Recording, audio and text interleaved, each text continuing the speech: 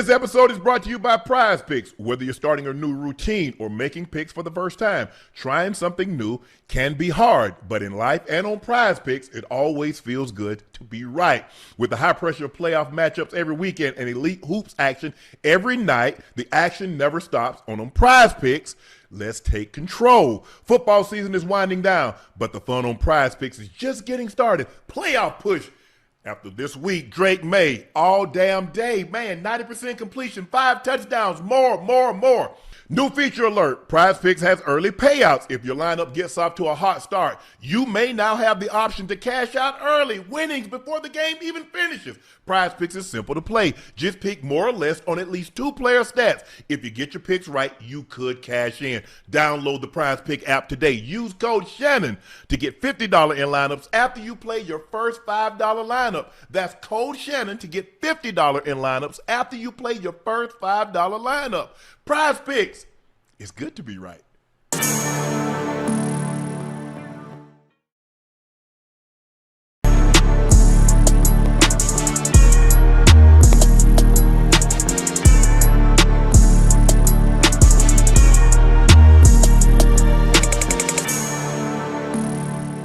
Yeah.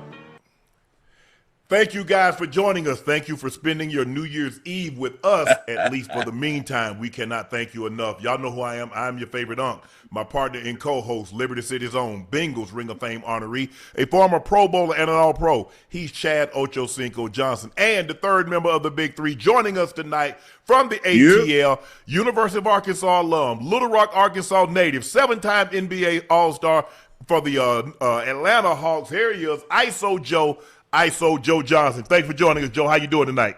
Hold on. Yeah. Mic check 1 2 1 2. God damn. My mic won't plug in. My bad, fellas. Ed McMahon, that big ass mic. Thank you guys for joining us again as you watch the University of Miami take down the number 2 Ohio State and the defending champ Ohio State Buckeyes by the score of 24-14. Ocho, I guess that's why you paid that money, because Carson Beck was really good tonight. He didn't turn the ball over. He didn't put the ball in harm's way. Yes. And on that crucial third down, he did something in the fourth quarter that he didn't do in the second quarter to keep a drive alive. Yeah. He slid. This time he lowered his head, got the first down, kept the drive alive, and they ended up going down and score, and they win by the score of 24-14. Please make sure you hit that subscribe button. Please make sure you hit the like button, and do us a favor. Go subscribe to the Nightcap podcast feed if you already haven't. Wherever you get your podcast from, we can't thank you enough for your support and your continued support. We look forward to seeing you in 2026 like we did in 23, 24, and 25. Again, thank you, everyone, for your support. Make sure you check out my cognac, Shea by Laportier. We have it in the OG bottle, which is the 750. We also have it in the 375, which is the junior bottle. But it's still the same quality, great taste, very smooth going down. Y'all know I'm on that thing right now. Yeah, I see you. Hey, are you drinking? It's New Year's Eve, absolutely. I know you. Hold on, you supposed to drink when the ball drop and drink from the ball home. Hey, I ain't no telling. My eyelids might drop on my eyeballs. That's the only thing that's gonna be dropping. give me another 20 minutes, Ocho Joe. I will be gone drinking more liquor and peeing foam. That's sure good for you. So make sure you head over to Laportier.com. If you cannot find Laportier in a state or city near you, it is a premium VSOP cognac, the smoothest, best tasting VSOP cognac on the market. Try it, compare it against others, and you'll see we have the best tasting cognac on the market. Please drink responsibly and stay safe. Hey, be smart tonight. Take Uber. Don't have anything to prove. Take your Uber.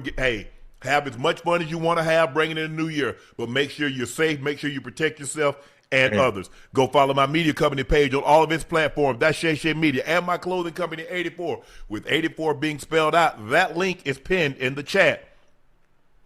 The Canes did what many didn't think they could do. They won. The 10-seeded Canes have upset the defending national champs. Miami is headed to the VRBO Fiesta Bowl, where it'll await the winner of the Ole Miss and Georgia. Yes. Carson Beck was 19 of 26, 138, one touchdown. Mark Fletcher ran the ball extremely hard tonight. 19 carries, 90 yards. They ran the ball 37 times for $153. They got off to the great start. Their defense was outstanding. Crazy Bang work. is the real deal. Ooh. Hey, JT, Jason Taylor, has done an outstanding job with that defensive line, Ocho. They were getting after saying they were on his you-know-what, and they shut down the run. 24 carries, 45 yards. 45. They had what, 5 sacks for minus 42 yards. They did a number attacking the quarterback. Once they realized they could not run the ball against that 4, and that's what Miami Hurricanes, that's what they're known for, a defensive front. You go back and look at the Jerome Browns and the Danny Stubbs and the McDougals and the Warren Sapps. This is what the Canes are built on. And tonight, they look like the Canes of old. The offense didn't have to do a whole lot. They wasn't extravagant, Ocho, throwing the ball for 300 yards. They didn't have a 150-yard rusher. But they played great behind that running game, and that defense came to play today, and they played lights out football. Hey, a game like today, Unc and Joe, games like this, when teams are of equal value, of equal skill, of equal quality, those type of games are one up front, Joe. It's one down there in the trenches. And they set the tone. Not only did the Miami Hurricanes score offensively, hit Fletcher out in the flat, right?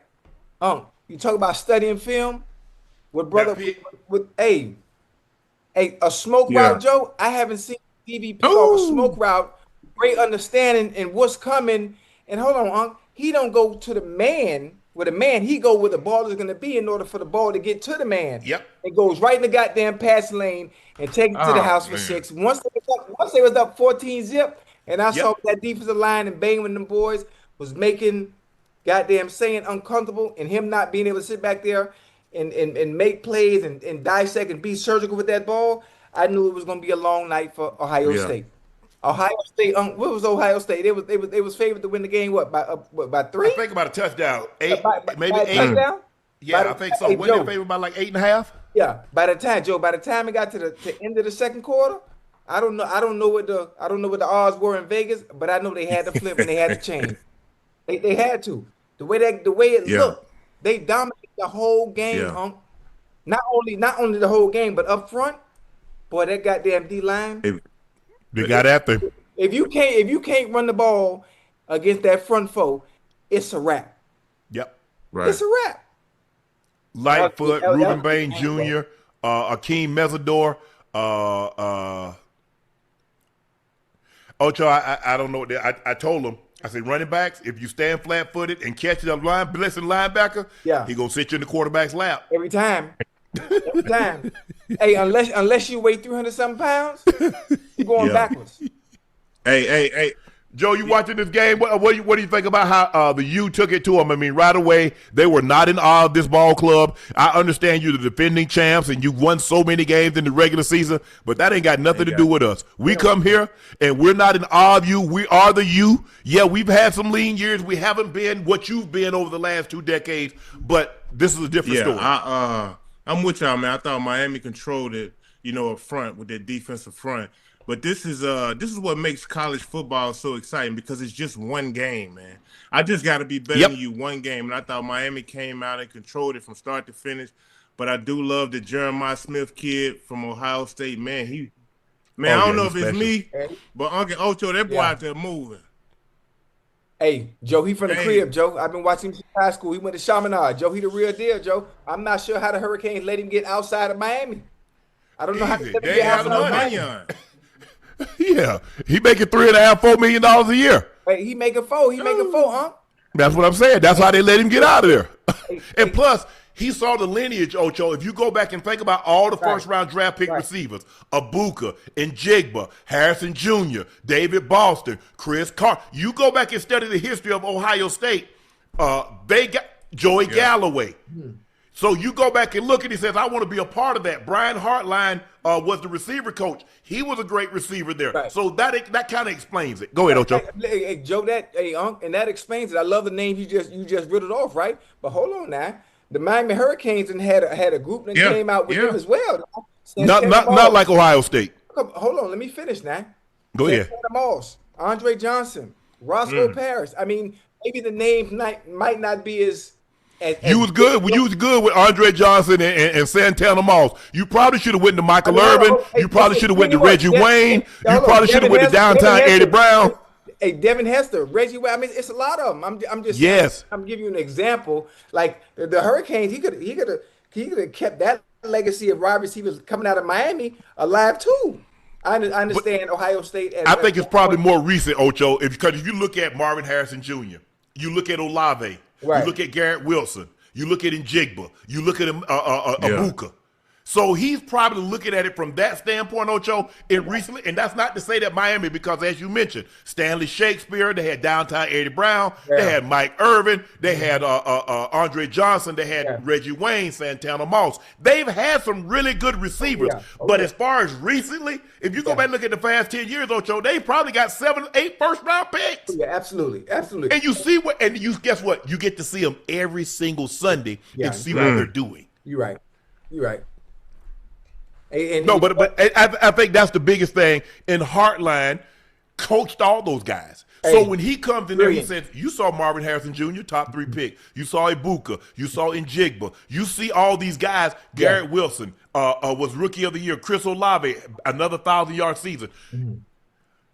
I'm telling him, I believe you got more talent than all of them. You're bigger. You're just as fast. You're strong. You're 6'3", son. You're 215, 220, and you can run 4.4.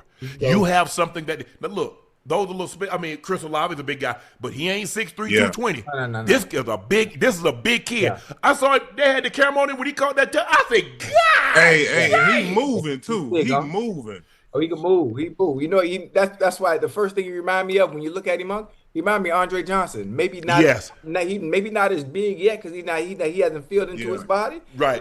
He looked like Andre Johnson, Joe. He still got that teenage body. Man, listen. And next year, the same reason why they got Chris Henry Jr.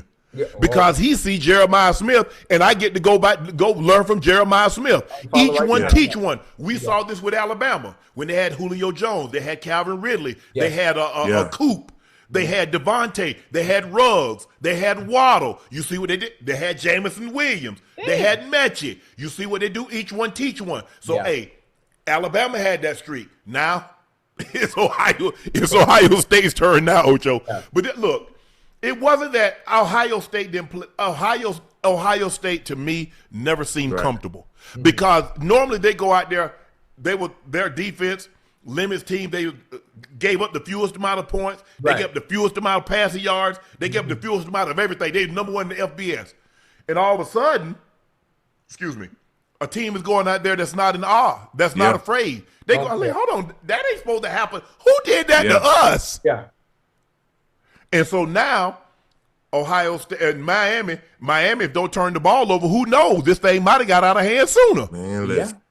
Give Ohio State credit. Hey, man, I love that Caleb Downs. That kid is a solid tackle. He don't miss no tackles. He's Johnny on the spot. He's coming with bad intentions too. He's not the biggest.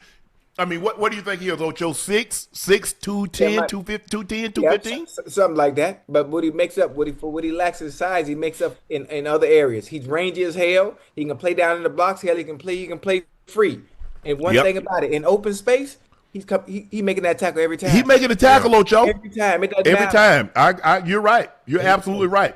So I don't think, look, Julian Sand was 22 of 35, 287, 2 interceptions, but I don't think this year he's never been under this kind of duress. No. You want to find out what a man can do, Joe? Put him to the test. I got to put him under fire because I don't know if you can handle it if I don't put you under you under the gun. And so guess what? That front court, they blitzed it once or twice, but mainly it was that down 4. They didn't have to blitz. If I'm getting home, Joe, with 4. What I'm bringing extra for and putting my back sacrificing the back 8, correct? Back line at odds. So it puts me in the mind of just like the Super Bowl, right? The Eagles, how they got after Mahomes. Yep. Bingo. If you got a front four who can get after that quarterback, man, listen. I guess the defensive line is a premium, in football. Yes. That's why everybody trying to get the Parsons. Everybody trying to get a Myles Garrett. Everybody trying to get a Max Crosby, a Aiden Hutchinson. Yes, you need those guys. You need an Aaron Donald. If you can get that. You look at when the Patriots were undefeated. It was that front 4: Osi, Stray, Tuck, Canty. That's what for. So we're not gonna give up any big plays. Yeah. We're gonna make you nickel and dime your way down the field, but we're gonna punish your damn quarterback. Yeah. Oh yeah. And that's what you seen tonight. That's what they did. Yeah. Yeah. The same thing when the Broncos played Carolina. When you got Vaughn and D. Ware, you had Malik Jackson, you had Derek Wolfe. Yeah. We don't gotta bring no pressure. This four right there, you can't block these four. We don't need to sacrifice the back end by bringing an extra guy. When you block these four, then we'll consider it. But until then, we just gonna sit back here and look to knock hell out you. But Miami, that was very impressive. Hey, the Canes put people on notice, Ocho. Oh yeah, absolutely. They put people on notice. Now this is the thing. I'm curious about this Ole Miss Georgia game. I'm not sure how that's gonna look. I'm not sure how that's gonna look. What Georgia played them earlier? Didn't they play them earlier? And that Ole Miss had them under control, and then Georgia just went haywire. I think the score was like 43-38 or 42-35. Yeah. It was a high scoring game, Ocho. But I think Georgia's gotten better. Ole Miss has gotten better. Yeah, but both have gotten better. Is the reason why they are where they are now. 43-35, Ocho. That was the final score. Yeah. So I'm curious how that game is gonna go. Which Georgia is gonna show up? Which Ole Miss is gonna show up? Which team is gonna make the least mistakes? Who's gonna win the battle of the trenches up front? That's where it's gonna start. Whoever wins. Well, everything in Georgia is predicated on defense. Bingo. You know Kirby. Kirby's take a page out of Coach Saban. I'm gonna stop your run and I'm gonna come hunt your quarterback. Yeah. Yep. I'll tackle the running back on the way to the quarterback. My intentions are to get to him. But if you hand him the ball, I'll tackle his ass. Yeah. But just so you know, I'm coming to get you. But Carson Beck, the thing what got the Canes in trouble is when he turned the ball over. When he takes care of the football, Joe, they're a very talented football team, and they can do some good things. They lost games. You go back and look at the games that they lost. 4 turnovers against LSU. I think they lost against Virginia. I think that was the two games they lost. They go on the road. They beat Notre Dame in Notre Dame. They beat A&M in A&M. So clearly, they're a very talented football team. It's just that who can manage the emotions, who can take care of the football, and I felt like I was looking like, damn, Miami, when y'all had the momentum, I thought y'all should have put like 21 points. Did you give yourself enough separation? Yeah. Because that game got really, really close, Ocho. It did. That game got really, really close. But when the defense had to bow their backs, they bowed it. They bowed it. They bowed it. But Ohio State goes down. There will not be a repeat champion, something that we haven't had in a very, very long since the Georgia Bulldogs went back to back. But you look at what they had, boy. They had an ass load of first round draft picks to go. They had 5 guys on the defensive side to go in the first round, and then the next year they had Jalen Carter and all those other guys. But the Miami Hurricanes stunned the number 2 Ohio State Buckeyes by the score of 24-14. They await the winner of Ole Miss, Georgia, in the Fiesta Bowl. Oh, yeah. Ocho, I know you heard this, you and Joe. Trevon Diggs was released by the Cowboys and later picked up by the Packers. Brian Schottenheimer said the first time Trevon Diggs approached him about wanting to stay in D.C. was after Dallas win against the Commanders on Christmas. Yeah. Schottenheimer added his protocol is, unless there's a family emergency, all players fly to and from the game as a team. And the other players asked early in the week and were told the same thing. Schottenheimer emphasized it was not only the reason why the team chose to waive him, it was multiple factors like performance and other elements. Said he truly wishes Diggs nothing but the best. Yeah. Hey, Joe, listen, I understand there's protocol. Yeah. There are rules you have to follow. There are standards that you set in place as a team that all players have to follow. But due to the circumstances, right? Unc, stay with me real quick, Unc. I know you probably feel different about this. Due to the circumstances, as a coach, one player asking, is it okay if I stay behind to see family and do whatever it is, even if it's not a family emergency, knowing that our season is over, we're not going nowhere, Joe. Joe, we ain't going nowhere. Hey, Coach, listen, I just want to stay behind, man, real quick with the family. I'm gonna be back the following day. I'm gonna come back the following day. Okay. I mean, obviously I'm on the outside looking in now. I don't see no problem with it. Especially when, it's not like we were preparing for the next season. Okay, we have to prepare for the following week, which is the last game of the season. We ain't going to the playoffs, Joe, we ain't going nowhere, Joe. Didn't that man tell you So let me ask you a question. Did he fly early in the week to go see his family, or did he fly on the team plane? Talk to me. The man told you we came as a team, we're leaving as a team. Okay. Everybody kept talking about, well, Shotty went to Wyoming. Shotty did not go to Wyoming from D.C.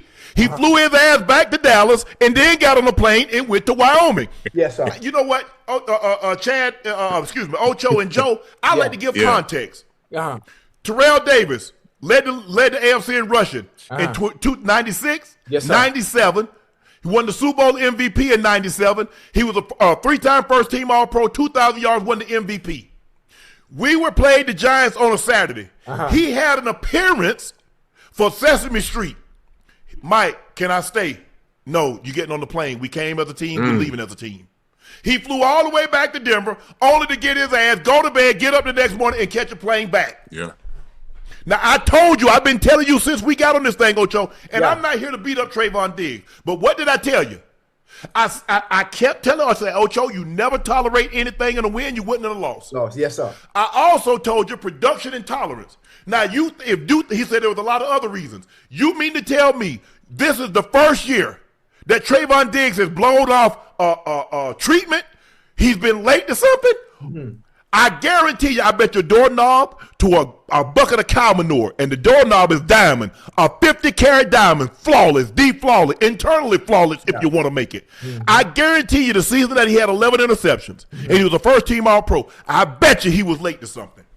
Yeah. You see what happened? They were tolerating behavior when they were winning that they couldn't stomach when they were losing. Yes, sir.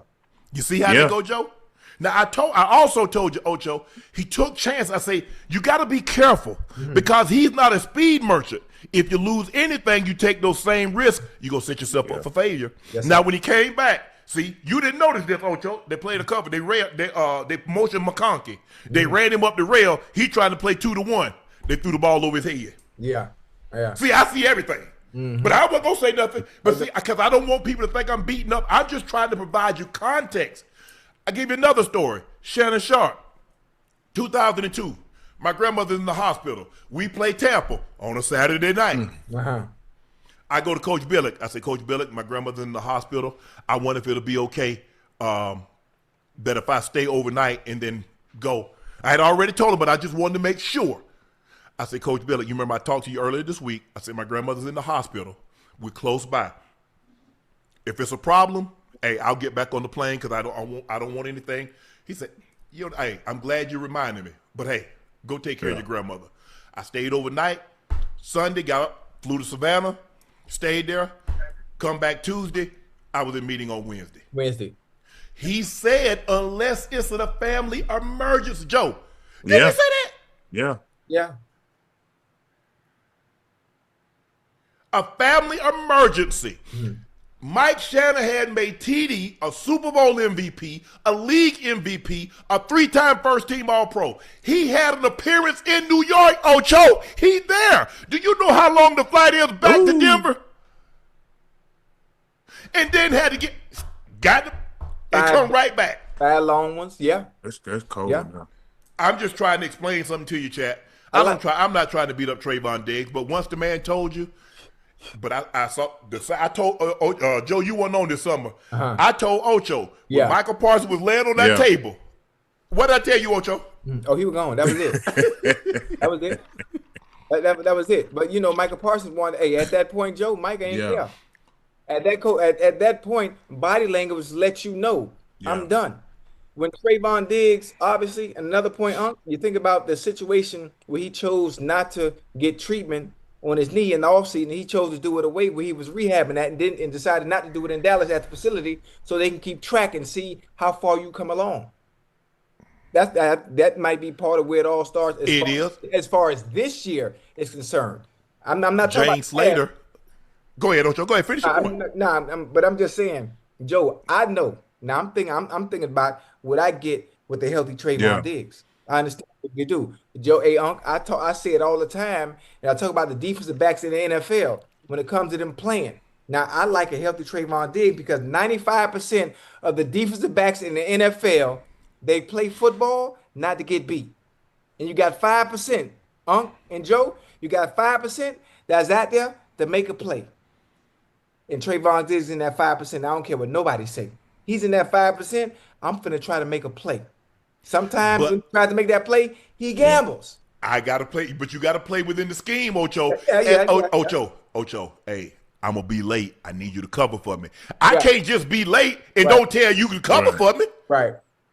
So he can't play a coverage without telling the safety, hey, look, man, hey, get over the top of this because I'm gonna jump it. I'm gonna jump, yeah. Brian Schottenheimer is trying to change the culture. Yeah. Hopefully Jerry's allowed him to do it because far too many times since Jimmy was gone, players could do something, circumvent the head coach Joe, and go straight to Jerry. Hopefully Jerry now has a wall up that says, nah, y'all deal with Shotty. Because you got to change the culture. Now, I don't know if this is true, but there was a guy talking about, and I guess he's a day-to-day guy, I guess he's a beat writer or something, and he was saying that when they were doing team stretching, he said everybody would be in their groups and they'd be stretching, so forth and so on. He said, but Parsons and Diggs were off to the side doing their own thing. He said it rubbed him the wrong way. Now, I don't know that's true. Maybe he got an axe to grind with Micah. Maybe he got an axe to grind with a Trevon. I don't know. But as Shotty said, one of the reasons that we cut him was because we told him that he was not allowed to stay, and then there were a host of other reasons. So production intolerance. Ocho, let me ask you a question. Talk to me. Had he stayed, but he had 6 picks, 4 pass breakups, a forced fumble, are they cutting him? Sir. No, absolutely not. Okay. Absolutely. Hey, I got another question for you too. And Joe, let me tell you something, Joe. I know that's your team, huh? Yes, sir. You love your Dallas Cowboys. Now. I understand that. Right? But think about all the people, Unc. Hey, Unc and Chad. Think about all the people that have recently that have left the Dallas Cowboys. Tell me how they done once they departed. Hey, Joe, stay with me, Joe. I ain't trying to talk. I'm not talking about the Cowboys in general. I'm talking about the players that have been able to find love and go on to greener pastures. Yeah. Everyone that seemed to produce and maybe for Trevon Diggs, maybe it's great that he's going to a change of scenery. Not only going to a change, he's going to a team that had the chance to compete in the postseason for a change. He says he's healthy. Come on now. The Cowboys for the longest time said that he wasn't. Jerry said that he wasn't healthy. Shotty says that he wasn't healthy. Ocho, you and I are not there. We don't see the man. He said he's healthy. I've got to take his word for it. Even though they say he's not, they are not in his body. Just like when people tell me, hey, you good? Bro, you don't know how bad this pain is. Don't tell me I'm good. Right. Hell, I know my pain level at the threshold of pain in which I can handle. Again, Chad, I don't mean to beat a dead horse. It's called production intolerance. And when production is up here, tolerance is up here. Tolerance will never outweigh production. No. I don't give a damn who you are. Yeah. You see it all the time. Well, how was he able to get it? Because he makes the company money. He produces sacks, interceptions, yards, touchdown. That's how. Take your time now. Come on. As my coach in college told us, he said, I'm going to treat y'all all fair. Yeah. But I ain't treating you the same. Right. Hey, Unc, and a little bit, though, there's a way you got to do things, right? Yes. You have to learn. As a player, you have to learn to play the game within the game. Yes. I see your side clear as day. But I'm just understanding as the coach, I think because of all the issues that he's had with Trevon in general, with the team that we don't know about, the rest of the stuff. Yes. That's why he didn't grant him that reason to stay back. No. I think it would have been different if it was someone else that may have asked. And you know what? I just want to see my family a little bit. Is it okay if I stay back and do X, Y, and Z? But the fact that they asked him to do things in the past and he chose not to be there, hell no, we ain't finna let you stay. You get on this flight, and if you need to go wherever you need to go, you catch do it it when you turn around and get back. And go all the way back where we flying from, and then we'll see you Wednesday morning. Hey, I agree with y'all saying. I think it was time for Trevon to get a change of scenery. I'm with you on that, Ocho, but the grass ain't always green over there, bro. Oh, it's green. It's green in Green Bay. Nah. Hey, Unc, what you always say, every year you got to update your resume now. I got to update your resume. You know, we don't know what next year going to. Ocho know he not. Ocho know he ain't the same player. Yeah, but hey, listen. Sometimes you're not the same player. You go in the right situation, the right environment, you're able to flourish. But I'm supposed to give you the same money, even though you're not the same player. I mean, we ain't going that far yet. But here's the thing, Ocho. Plus, he didn't have any more guaranteed money, so I got no more obligation. I ain't got to pay you no more because guess what? Even now, the Green Bay picked them up. They got to pay that $230,000 for that last game check. I ain't got nothing to do with that. You know what? They're not really worried about that. I know what they know. They understand. They understand the piece that they are getting, and they're gonna put the piece that they are getting based on what they see, what they've seen, and what they're knowing he can do, and put him in position to be able to do the things that he's good at. And I like that for young bull. I mean, I wish it would have worked out because who doesn't want to play for Dallas, Joe and Unc? Who don't want to have that goddamn star on the helmet? But I think the situation and the relationship with the Cowboys and Trevon Diggs is going sour. Yeah, it was headed that way. Jane Slater, my point was, Joe and Ocho, Jane Slater, who's the insider who covers the Cowboys, and she's like Mary Kay Cabot. When Mary Kay Cabot speaks about the Cleveland Browns, you listen to her. When Jane Slater speaks about the Cowboys, you listen to her. Yes, sir. And she was like, he reached out to her, but she said she can't recall where Jerry has ever fined a player for not showing up. I think she's been covering them for at least a decade. Yes. And she said she can't remember. So that should have been an indication to Trevon, right? That was a warning, Ocho. Yeah. I don't really, if I'm crossing the railroad tracks, I don't really have to see the train if I see them arms go down and them red lights flash. I don't even got to see it.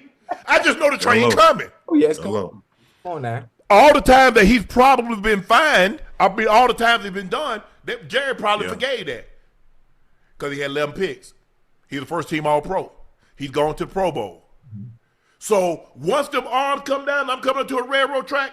Man, what a train at, man, I can beat it. Boom, boom. That should have been an indication. I believe Brian Schottenheimer is trying to change the culture there. Too many times, guys have been doing whatever they want to do. Nah, we're a team. That's one thing Mike preached. Nah, we're not going to come out here. We're not no all-tournament team. You're going to be dressed like you dress on Sunday. Now, if you don't wear pads on Sunday, come out to practice with no pads. But if you wear pads on Sunday, don't you bring your ass out here with no pads. So whoever don't have on pads and you wear pads on Sunday, take your ass back inside. I ain't moved because I ain't wear no pads. All I had was shoulder pads and a helmet. That's how you have to do it, Ocho. If you want to change the culture, sometimes, Joe, and you know this in basketball, you got to get some of your better players because they're bad apples. You got to get them out of there. Because sometimes some of your best players are most influential, and they'll influence other guys. And I don't want that, Ocho. Hey, I feel you, Unc. But you already know what you need when it comes to winning games, right? Yeah. You know what you're gonna need. You're gonna need some dogs. Yeah, well, they better get some D. They better get some D linemen. That's what they need. They need somebody that can hunt the quarterback. That too. I don't care. I don't care anything about yourself. I don't care who they are. Right. You better get somebody to go hunt that quarterback.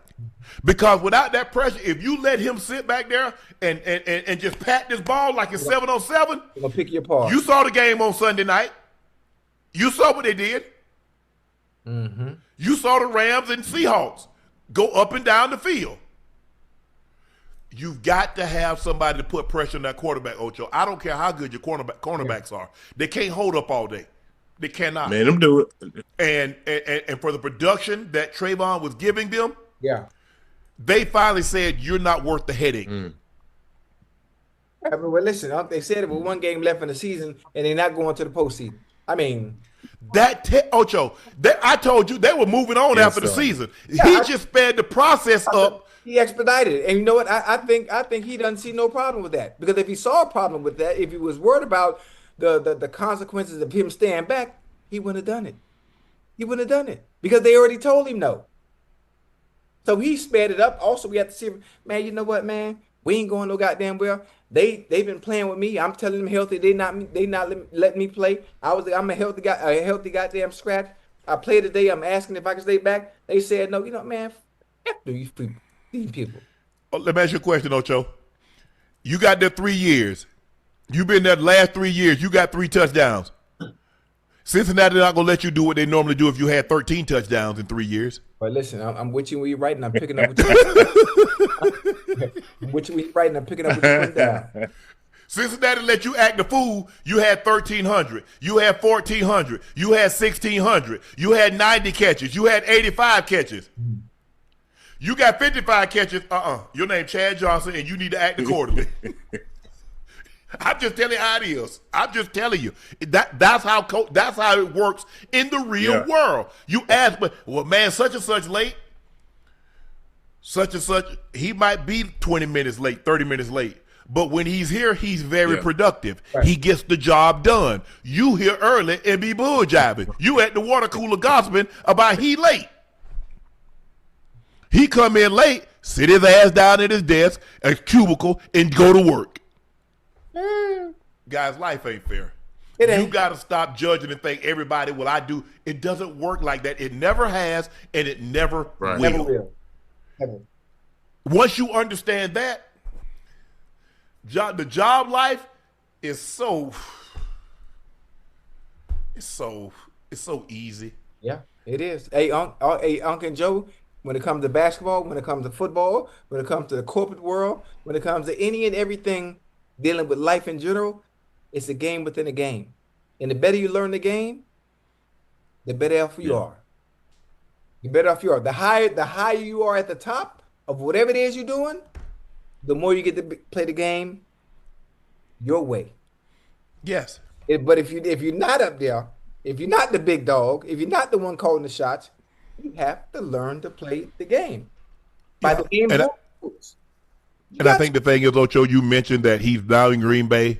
His best friend, Michael Parsons, in Green Bay, although we know Michael towards knee ligament, and he's going to be out. But he's there with somebody familiar. We talked to the young gentleman last night, Higgins, Iowa State receiver, goes in the second round, and then he goes in the third round, Jalen Noel. He goes in the third round. Familiarity, someone there that he knows. He's not going to be there by himself. Mm-hmm. But I just want him to get back to being who and what he is. He has to understand, Ocho, when you're not a speed. The thing is, when you're not a speed merchant, Ocho, and you have a knee injury, see, like Tyreek, like you said, okay, Tyreek's not going to be 4.25. He's going to be 4.38, 4.4 flat. That's still faster than 85, 90% of the NFL. Absolutely. But when you 4.55, 4.6, and you have an injury, nah, you gotta play defense, cuz. You gotta play straight up. and also, not only do you have to play straight up, it's all about having a feel for the game and understanding the game. You played DB for a very long time. You being 4'5" and having somebody 4'3" across from you, you understand it's all about leverage. It's all about angles, using your hand to be able to reset yourself, reposition the line of scrimmage. It's so many different things, and I love, Unc, you know how I feel when it comes to talking about DBs. Yes. I love that, Joe. I love talking from a DB perspective because I play receiver, so I understand what you got to do as a DB to be able to always be able to flourish or throw into the ball. Mm-hmm. So I think even if he's not the same Trevon Diggs of old, there are things that you can do to manipulate your game to make sure you stay on top of your shit. I think he'll still the hardest thing to do. Go ahead, Joe. Go ahead. I'm here. You got to say. Go ahead, Joe. I think he'll still be effective, Unc and Ocho. I think he'll take some time to really get acclimated in Green Bay and really show that he can get back to being a top corner. So I'm sure he's gonna take the challenge on this for sure. Absolutely. The hardest thing to do is to convince ourselves we're not what we used to be. Oof. It's a real fine line between confidence and delusion.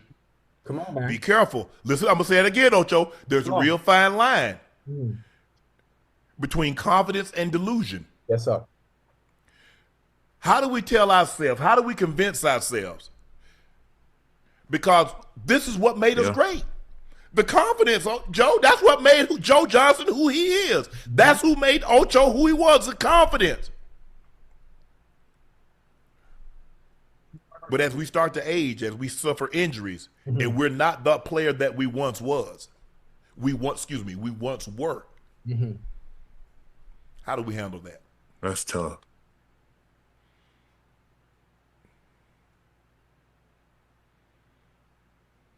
Yeah. Damn.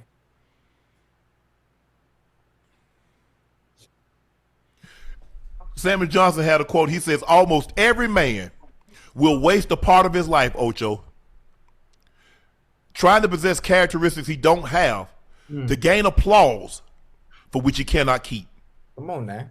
Come on. Hey, hold on. Do me a favor. Rewind that and bring that back. For the people that didn't hear it, so it can marinate a little bit. Say, chat, y'all listen to that real quick, man. Every man will try to possess characteristics he don't have. Basically in the hopes of coming to something he's not, to gain fame and applause for which he cannot keep. Come on now. That's why I love just being myself, Joe, and all. I ain't never changed, Joe. Joe, Joe, them folk tried to get me to change so bad in the league, Joe. I couldn't do it.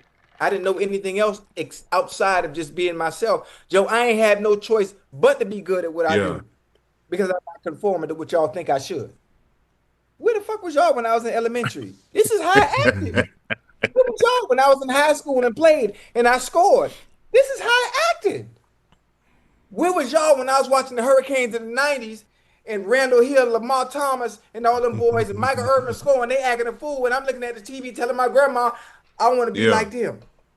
What's y'all? Oh, now I made it. Now you telling me I'm supposed to change. Man, I'm finna be every bit of Liberty City and Dade County. Every time I get a chance. I don't care about the money you paying me, Joe. You just had to control. Why you think I never change? I'm not here playing for the money. I'm going to remain authentically myself. Everything that made me me. And I'm going to keep doing it. It don't matter how much money you take from me. Joe, I played the game of football free. Because the one thing they use for us, to be able to keep us under control and to keep us in line, Joe, they take what they think we value most, Joe. Yep. You're going to take his money. I value it. I ain't gonna lie. Hey, they tell me, hey, you know what I love about our tight end, the All-Pro? Yes, you know what I love about him? He played this game for free. I stood up and said, yeah, but everybody else need to play for free too. I ain't gonna be the only mofo playing for free. just so we clear, Joe. You know what I'm saying? Joe, they use that. He play for free. You right. But I need everybody else to play for free too. I ain't the only one gonna be playing for free. Hey, Joe, and the thing is, Ocho, Mike didn't really have a problem with celebrating and all that. He said, as long as you don't cost your team a penalty. Yes, as long as you don't cost your team a penalty. So somebody did something dirty to me, I'm going to get your ass back. I ain't going to cost you no penalty, but I'm going to get you back. Yeah. I'm going to get you back. Right. Hey, Joe, one thing about it, Joe, you know, I hate to say it in this way, in these words, right? But that's the only way to keep them niggas in line. Excuse my language, Excuse my language. You know, you take the money. That's the only way. I got to take what you value. You got to take what you value. But in the mall, what they do, Ocho? They hit your family because you value that. Your mom, your wife, your kids, your mom, What do you value? See, in the NFL, they know you value. You work hard to get in the position. Ocho became an All-Pro. He became a Pro Bowl player so he can make money. He valued money. That's why he worked his ass off. He wanted it. He wanted to be able to be in position to take care of his family. Well, let me take a little bit off it. Let me take a little bit of this off it. Let me light this load a little bit. Yeah, it ain't work, Joe. It ain't work, Joe. Hey, it ain't work. Hey, matter of fact, tell Joe about that time I tried to Hey, Joe. Kill me. Hey, you was at CBS then, huh? I was, yeah. Was at CBS, Joe? Let me tell you. That was before then, Ocho. You know that was before. That was before now when everybody think the game was sold. Because they really think the game sold now. Yeah. Joe. So if you were to do that now, man, they might suspend you for 2 games. What he did? What'd you do, Ocho? Joe, I caught a ball. He got a call. They got a call, and he tried to get official $1. Oh. Like to change his mind on the call. Yeah, it was a catch, you know, and I forgot who is it. Billick? Who was the Ravens coach at the time? Brian Billick. Brian Billick threw a red challenge flag. I felt I caught the ball, so I'm thinking to myself, I'm sitting there. You know what? I'm finna just play around real quick. I had $1 in my sock. The $1 in my sock was for a celebration. So I used the dollar as just a jokingly trying to bribe the ref when he came up outside the replay booth. And I tried to hand it to him, like, go ahead and give me this call. We call When they even. fight. Joe, the NFL fined me about 30,000 the next morning. Oh yeah, they ain't playing. Hey, look. But Joe, it's moments like that, Joe. I ain't worried about that 30,000. I'm not even tripping. I'm out here having fun and entertaining. And on top of that, I'm playing at the top. I wasn't just know anybody, Joe. I'm acting a fool, but I'm great at what I do as far as producing is concerned. So the Bengals didn't care because they understood week in and week out, whether he was playing home or away, there's one person we don't have to worry about. He might act a fool and have some fun, but he gonna show up every game. Hey, okay, Ocho. Look, I wasn't giving them nothing back. You hear me? Look, you think they got me with uniform. How much was it? They got me with uniform, Joe. Same, Joe. Socks. Because you got socks. You can't show no skin. So, Joe, the guy tackled me. I'm supposed to pull my socks up, bro. I ain't even thinking about that, man. I'm thinking about the next play. I'm thinking about beating old boy again or beating somebody else. And they fine y'all for that? How much the fine be? Yeah, my 5,000. Yeah, the first offense was 5,000, and that was another place where all my money went. I wore a streamer towel, Joe. You know the little Gatorade towels y'all had, the long Gatorade towels built on the bench? I cut me a streamer towel and had a streamer towel hanging on the side of my hip. Mind you, they give you towels as well. Joe, I want mine long. I want mine long and pretty. So when I run, it's blowing in the wind. So if you look at some pictures of me, sometimes I have an orange chin strap. Depending on what color jersey we wear, sometimes I have a black chin strap. Joe, sometimes my cleats was gold. Joe, our colors was orange or black. What I'm doing with gold? You just doing what you want to do right there.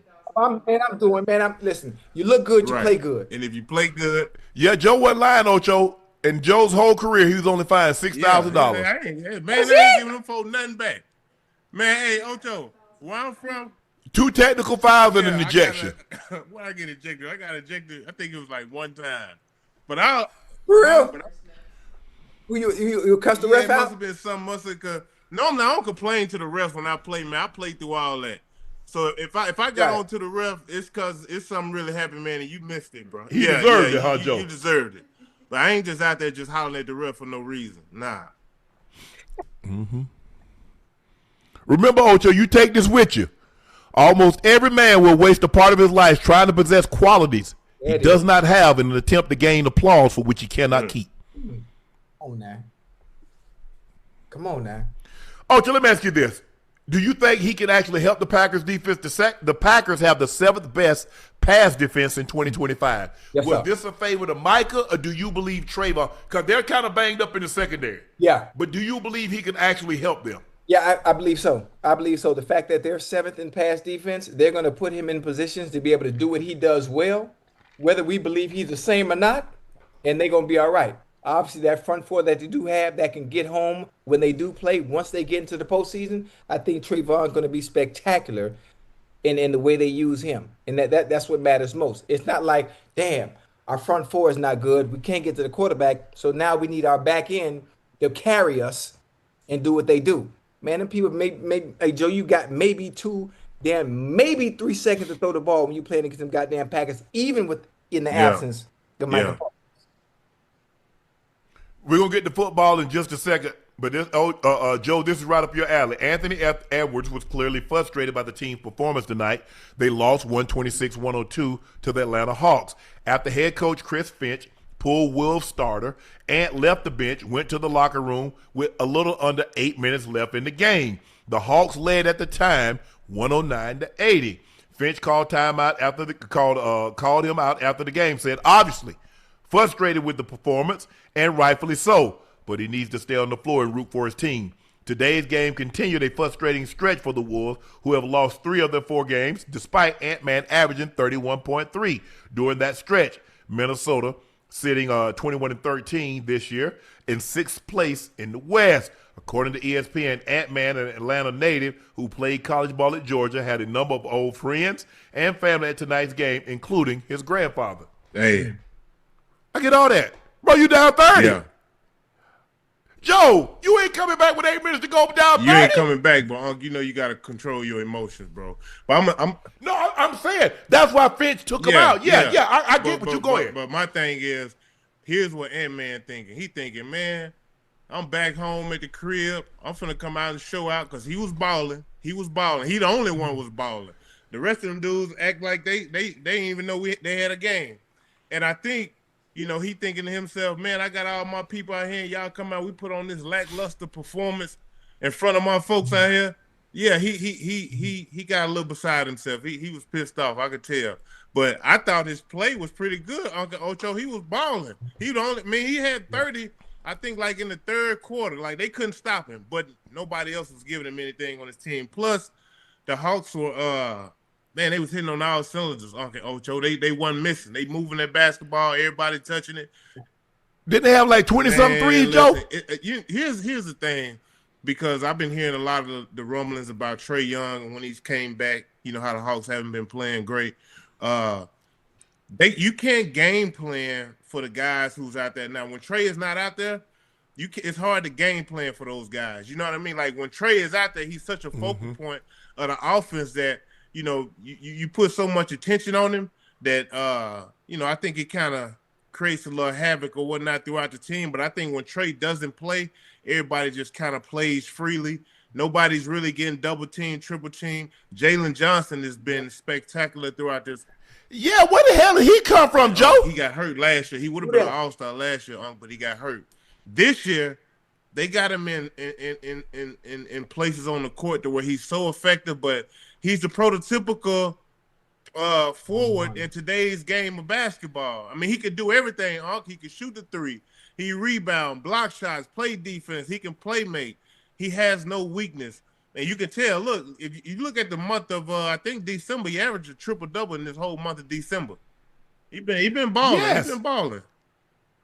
Damn. He had 30-49 on 15 of 22, 3 of 6 from the three-point line, 1 of 1 from the free throw line, 10 rebounds, 6 assists, 2 steals, and a block. He's balling, man. But Ant-Man, you said, Joe, Ant-Man had 30. He 10 of 18, 3 of 8 from 3, 7 of 8 from the free throw line. He played 33 minutes. Man, listen, can you imagine, Unc, if you was playing and y'all came out here and you playing against the Falcons, Unc, you got, you know, you out here doing your thing, but y'all getting blew out, and you got your whole family and friends out. Like, man, I totally I cut up on the Falcons. You cut up on the Falcons? Yeah, we went down there in 97. No, the devil went down to Georgia. You looking for a soda steal. I did a number on them. I hit him up Ocho for like 5 for a buck 03 in the tub, 64 yards. Second play of the game, third play of the game. You come home and show up and show out. Oh, yeah, I had 20 tickets. I had them spent that money. They got to see me show out. Can you imagine what Ant-Man had to spend, bro? Like, and then he, you know. Oh, yeah, for like, sure. It just wasn't a game, man. The Hawks was hitting on all cylinders, and, you know, I know he probably was like, man, we got to come out here and get a win. And it just didn't happen that way. They actually got embarrassed.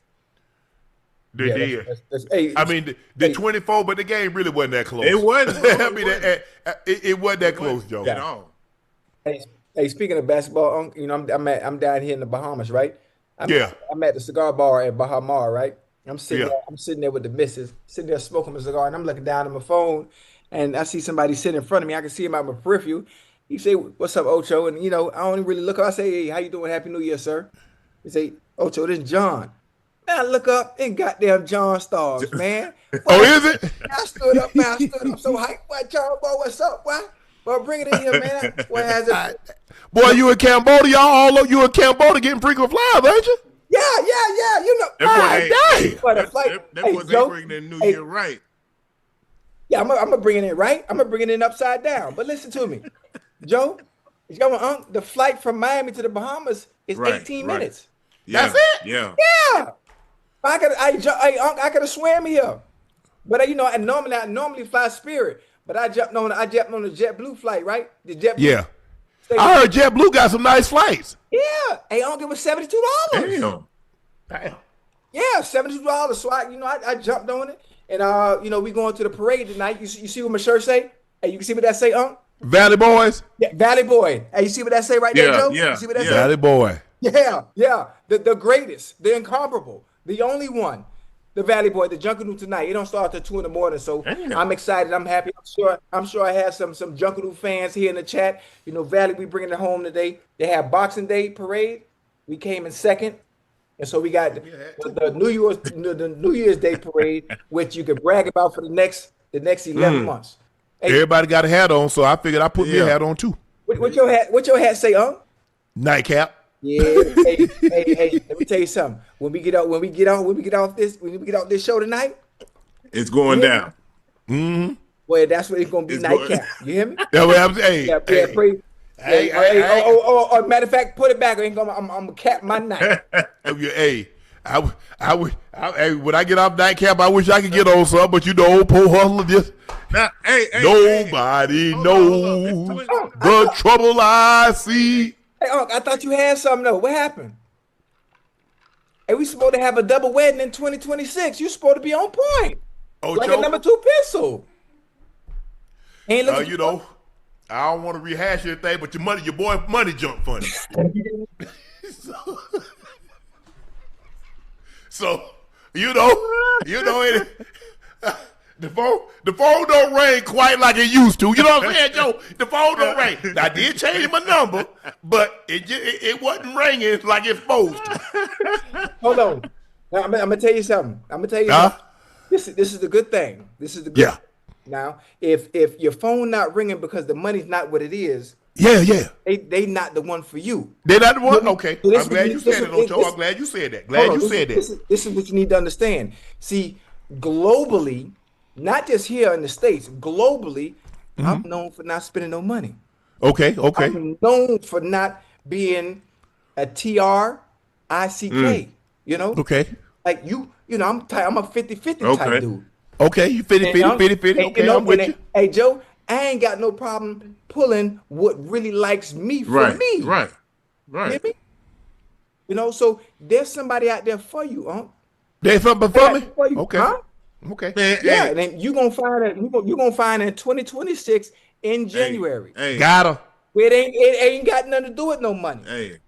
Cause you don't need no liability. Hey, You right, Ocho. You need you a nice foundation. Huh? Stable.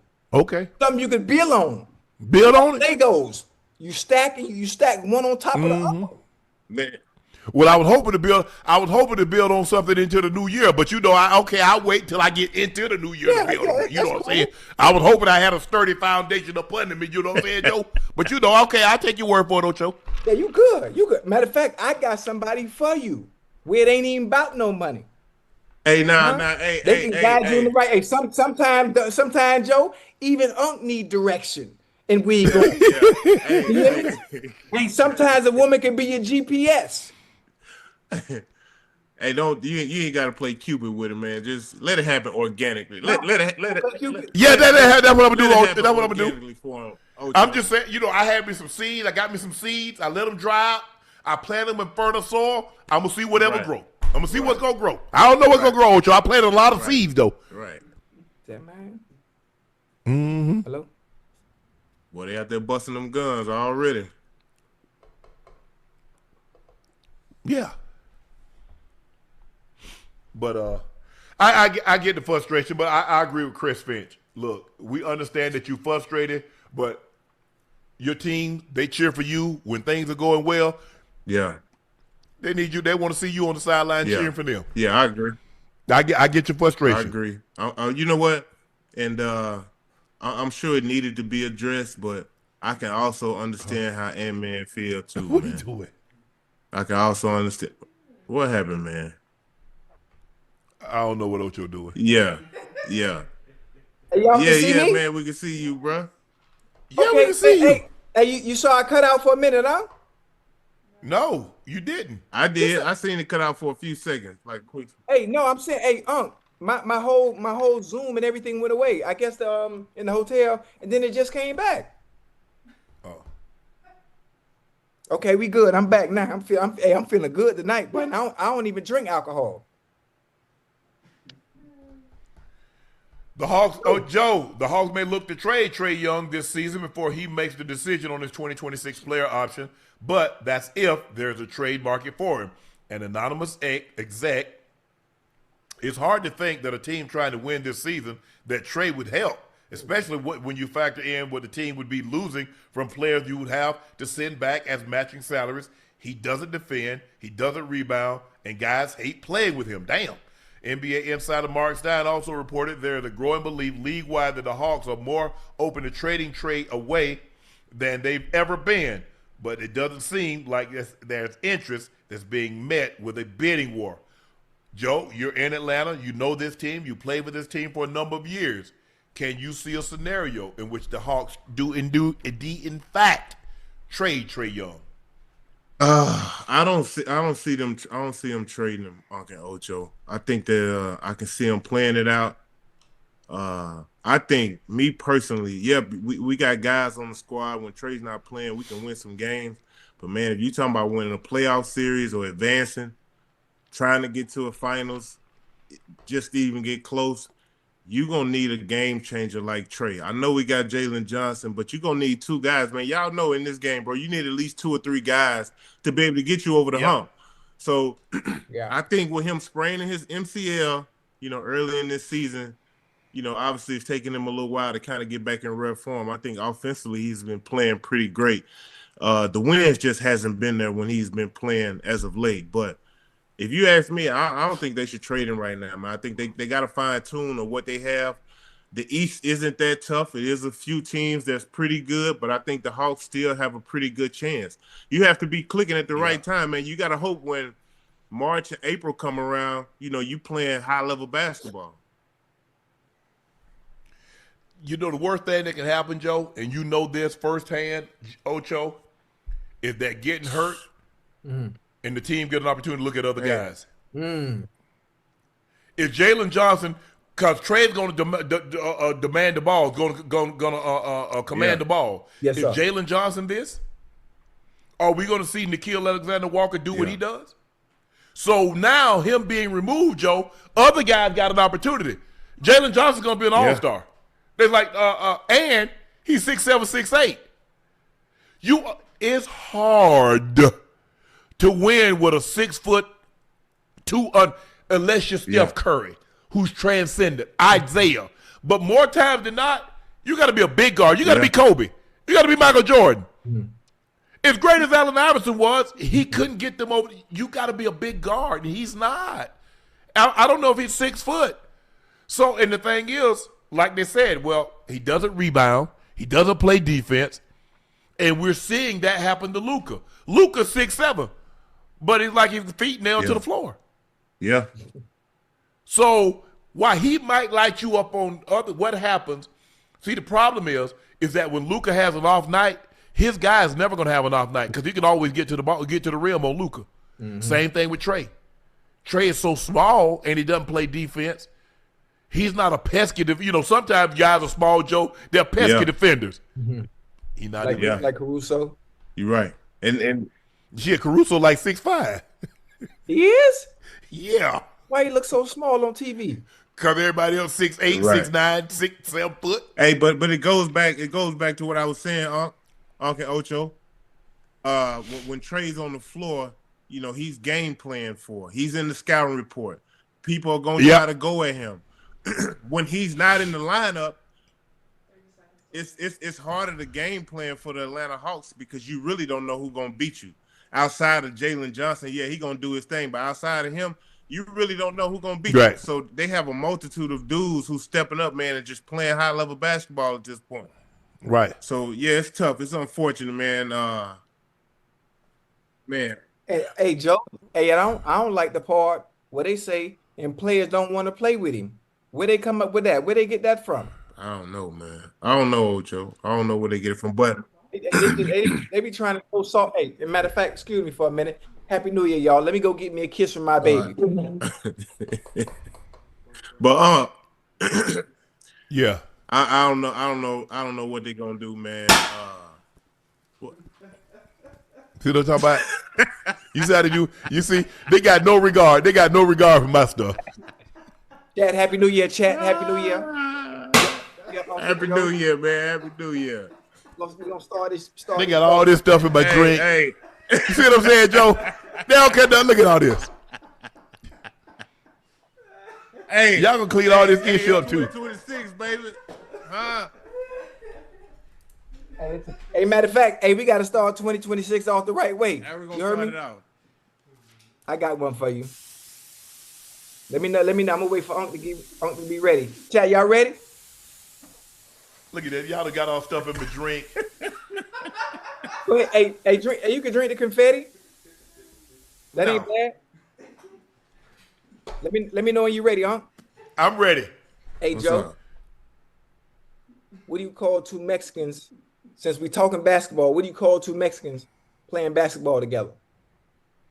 Two Mexicans playing basketball together. Yeah, them boy. I'm talking about them boys out there hooping too. I don't know, Ocho. What you got for me? What'd you call them, Ocho? One on one.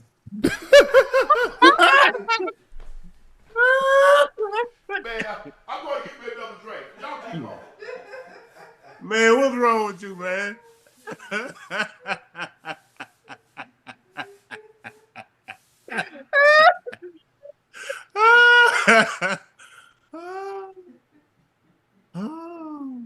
Oh boy. Hey Joe, I got about 3 more in the chamber, Joe. I got about 3 more in the Oh chamber. man, hey, how long you gonna be out there in Bahamas, bro?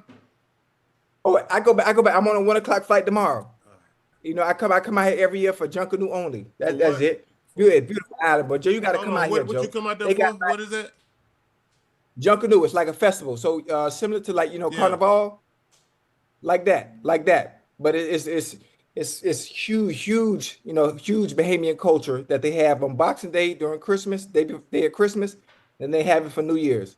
So the parade started at 2 o'clock at night. Hey, you ever been to that Caravana in Toronto? Nah, it's nice though. I heard about it. Yeah. I heard about it. It's like that. Man, listen, I ain't been in a while, Ocho, like some years, like almost a Right. decade. But boy, listen, It was like that, Joe. Ocho. But hey, you doing the right thing. You know, you with the missus, hanging out, having a good time. So it's for I single ain't saying folks. all that. I ain't saying all that. I'm just saying. Yeah, I'm just saying. Yeah, it ain't for me. Just the way Y'all you have it, y'all explaining make it it is in. letting me know it's like Okay. Houston. I don't belong. Ooh. Yeah, I don't Yeah. belong there. So you ain't Yeah. got to Hold on. You don't mess with H-Town like that? Hell no, but I don't do no H-Town. Hell no. Oh no, sir. no. I would not go to Houston unless it's work What? related. No. Oh no, Joe. Boy, you been to Houston Yeah. before? Yeah. What you mean? No, I don't want no part. I don't want no part of that. No, sir.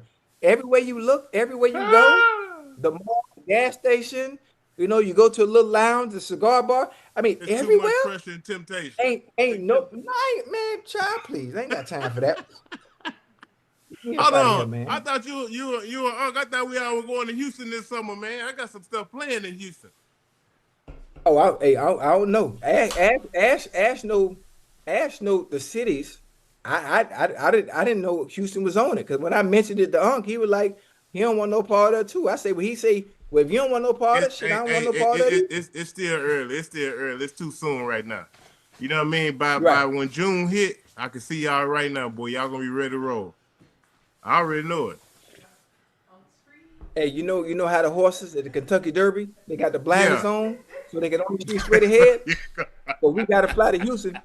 I'm gonna have a pair of them on. Shit, I might drive. I don't even want to be in the airport. Hey, boy, they out there, ain't they? Man, listen, man. Woo, Lord. We had young Houston play on last week. That might have been I think it was last week, maybe this week. Did we Jalen Noel? Yeah, we had Jalen on. Hey, Joe, I had to ask him, what? Well, you play there. But how do you how do you do it? How do you stay focused? Because you just gotta have a little self-control. Yeah, sound good. Yeah, it sound good, Yeah. Joe. It sound good. It sound good when you say The it. best way to be Joe, if you an addict, you have a drinking problem, you can't go to the Hello. bar. Or I'm just going to hang out with some friends. Eventually, you're gonna Yeah, take a drink. yeah. If you got a gambling problem, you can't go to the casino. Right. How you gonna go to the single? Hey, man. Hey, I'm just gonna sit. I'm just cheering Joe on at the blackjack table. Sooner or later, I'm gonna go in my pocket and put some money down. Hey, I want to get some of this action too. Well, you got to think about it, you know, to give you better context and give you better perspective. If you're an addict and you're a drinker, right, and you got to stay out the bar, well, the whole goddamn play, all of Houston is the bar. That's what I'm saying. And can you imagine, Ocho, the combination, roll and this? That, hey, boy, listen. So, Joe, boy, you get that starter pack, Joe? Yeah. You know how you alleviate the problem, Joe? You just don't go there. But hey, I'm saying, but what they got business out there for? Yeah. Business? Oh, I'm gonna have my blinders on. I'm gonna have my blinders on and my baby with me. My baby on my hip. I'm good. Focus. Right. Yeah. Yeah. Man. Yeah, I ain't never seen nothing like it, though. I ain't never seen nothing like it, Joe. I grew up on a farm, so I done seen a lot of different animals. I was in 4-H, the county fair. I ain't never seen no issue like that. No, man. It's different down there in Houston, boy. Hey. God dang. Y'all still get confetti in my ish? You can drink the confetti. Ain't nothing wrong with that. Man. Y'all gonna clean this ish up. Cause the cleaning people ain't coming till Friday. Y'all not leaving this ish on the floor. Got it all. Oh man, look at this, man. Man, it's a mess. It's a celebration, man. Man, look at all this mess. Joe, look at all this mess they got on the floor. You got a vacuum, huh? They got a vacuum. Okay. I ain't gonna even tell them where it is. They got a I'm going upstairs. You good. They done made a mess. Look at the table, man. They done made a mess all on the table, man. Come on, man. Hey, we ain't seen it. Where the dogs at, man? Sleep. Hey, go get Titus. Man, Titus up. Titus go to bed at 7 o'clock. Titus be like, Titus get me up. Titus get me up at like 7:30. Yeah. Y'all go. He sleep by 20 hours a day. He might sleep probably about 22 hours a day. He almost up by like 2 hours. That's like a life. That's all he does. He go on the walk, take him on his long walk in the morning. Yeah. He come back, he chill. He don't eat but once a day. He just chill, lay down, go to sleep. He be sleeping. Then like as he eat around 4 o'clock. Yeah. Shortly after that, he ready to go to bed. It's he ready wrap. to go play today. You ready to go place, buddy? He start walking upstairs. Yeah. But yeah, man. Whoo, Lord have mercy. Houston. Hey, don't even think about it. I mean, we got such a loyal fan base Man. in Atlanta. We got a loyal fan base in Yes, Atlanta. sir. We got a loyal fan base in Houston and Philly and Baltimore, NYC, Chicago. But Houston, Lord have mercy. Charlotte.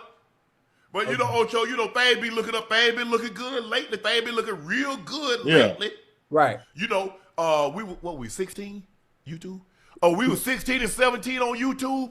Yeah. Nightcap was 16. Shay was 17. Uh-huh. Yeah, we got to do a meet and greet. We got to get our meet and greet. Yeah. Oh, Lord. Get our meet and greet up. Yeah. Okay. But everybody come, they be coupled up. So Yeah, all right. good, Ocho. Pretty good. Okay. We might have to go there a little early, Ocho. You know what I'm saying? Check out the venue. Yeah. Yeah. You know how to perform, but they go and do a sound check. Yeah. We might have to go see our voices carrying the venue. So Yeah. we might need to get a day early, help them set up. Or make it 2 days. All I'm saying is them people like to see y'all down there, man. That's all I'm saying. Ain't no. Yeah. I want to see them too. Hey, listen. You can look at the menu all you want to. You ain't got to order nothing. Yeah. Ooh. But sometimes you forgot. You forgot they got chicken on here. You know what? I want that chicken too. I got the steak. And you know what? Let me get that loaded baked potato. Like it. We good though. Yeah. Draymond wants Adam Silver to find a way to put LeBron in the All-Star game. I know a lot of people are like, oh man, he should be an All-Star. Shut up. Yes, he should. He's been in the face of the NBA for 20 years. Figure it out. In the first fan vote, LeBron is ninth in voting in the West. He missed the first month of the season. Yeah. We'll see. What is the next vote? Hey, hold up though. When they implement them rules to where you have to play 65 games, LeBron he can't play 65. He can't win. He close. He can't. He might not be eligible to win any awards. All NBA, MVP, things like that. Okay. See, Yoke gonna run into that problem. And see, now you look at the rule like, see, I said, but y'all was loafing. Y'all was low managing and missing all those games. Now somebody that's legitimately injured is gonna miss out on the MVP because of the rule when y'all messed it up. Yeah. Huh? January 7th. So they got a new January 7th, which is a Wednesday, a week from Wednesday. Yeah. A week from today. Today is Wednesday. You on the West Coast. I don't know why you trying to tell me like you on the East Coast. You right here on the West. It is 9:12 West Coast time. Luka is the leading vote getter. Nikola Jokic is second in the West. Steph Curry is third. Shai Gilgeous is fourth. Wembanyama, Ant-Man. Wow. The Portland guys in front of LeBron and KD. I do think LeBron, the second vote, I think LeBron will probably be in the top 5. Thinking. And in the East is Giannis, Tyrese Maxey, Jalen Brunson, Cade Cunningham, Donovan Mitchell, Jaylen Brown, Karl Anthony Towns, Jalen Johnson, Pascal Siakam, Michael Porter Jr. They round out the top 10. I don't think Bron, I'm going to be honest with y'all, I don't think Bron really cared about playing an All-Star game. If y'all just want me to be 100, I think he wants to do whatever he can for the Lakers to make a nice playoff run. Yeah. Not with that defense. They ain't making nothing. Well, I mean, they probably got to make a few changes on, but I'm sure he'd much rather go deep into the playoffs versus I don't think he really cares about playing an All-Star game. But from a fan's perspective, I can understand and see why people would want to see him in the All-Star game. He's done so much for the game, man. He's been he's been unbelievable. Well, good luck to the guy. I mean, look, he's been 21 straight times. 21 times starting. So good luck to somebody breaking that record. Wemby got hurt tonight. We'll see the extent of that injury. Nikola Jokic is injured. He's going to miss. They say they'll reevaluate him in a month. We'll see how that plays out. So he could rise. He could easily rise up the rankings, and we'll see how that goes. Probably if this was his last year, if he told Adam Silver this was his last year, he gonna be in the All-Star game. It'd be just like the D Wade situation. Oh yeah, for sure. So that's where we are on that. I don't look. He's averaging. What's he averaging now? What is he averaging? About 19 points I think he had about. I think he's about 19, I think 20. he had about like 22. I think he had about like 20.3. 20.3. Okay. Man, listen. For this to be his 21st season, 23rd, and he finna turn 41. That's he turned 41 yesterday. 40, that's impressive, bro. That's impressive. Very. And if he was somewhere where he had the ball in his hands, he'd average 24, 25 again.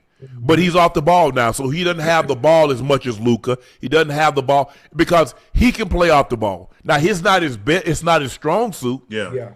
But Luka can't play off the ball. Luka got to have the ball in his hand in order to be effective.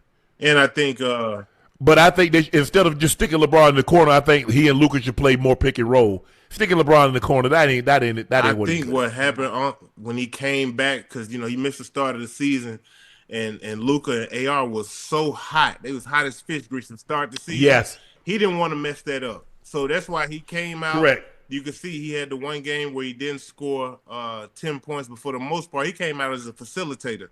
He was just trying to keep everything copacetic. I'm going to keep letting y'all be the superstars that y'all been this whole season, and I'm going to just fit in with the guys. I enjoyed watching that part, but I think what has happened is it got him out of rhythm. he's a rhythm Yep. and timing guy. So if I'm out here He facilitating, is, absolutely. If I'm out here facilitating for three straight quarters, then when the fourth quarter get here, it's kind of, it's a little hard for me to kind of get into my bag. You know what I mean? And I think that's kind of what he's dealt with to kind of start the season anyway when he first came back, because he was facilitating so much. He wasn't in no rhythm offensively. I agree. So it's going to be interesting. The only way he'll get in, get a special invite through Adam Silver. I don't know if he'll be, because it's the top. They just take the top 5 guys now. So it might be 5. So right now, as it sits, it'll be Luka, Nikola, Steph Curry, Shai Gilgeous, Victor Wembanyama. That would be your starters. And in the East, it'd be Giannis, Tyrese Maxey, Jalen Brunson, Kay Cunningham, and Donovan McNabb. So one team would have 3 guards and 2 bigs, and the other team would have 1 big and 4 guards. Yeah. So it'd be Giannis, Tyrese Maxey, Jalen Brunson, Kay Cunningham, and Donovan Mitchell against Luka. But remember this year, Ocho and Joe, they splitting it up. Yeah. So it's gonna be 3 divided up. And like the European, the world take on the American. So I don't know how this thing will go, but it's not going to be a typical East-West All-Star game, which I think they should probably go back and start doing a typical East-West All-Star game. Yeah. Following the Lakers' loss to the Pistons yesterday, LeBron was asked what advice would he give an 18-year-old self. It's a lot. A lot of advice I would give him. I would just say keep the main thing. Work hard. There's no substitute for hard work. I think hard work and dedication, if you want to be great, going to pay off. Keep the blinders on. As much as they praise you, it's even triple, quadruple people trying to bring you down, which is absolutely true. And they want to tear you down every single day. Protect your family. Protect your mental space. It's a lot more, but that just goes to have fun and enjoy the ride, because you never know when it comes to an end. It goes fast. Very fast.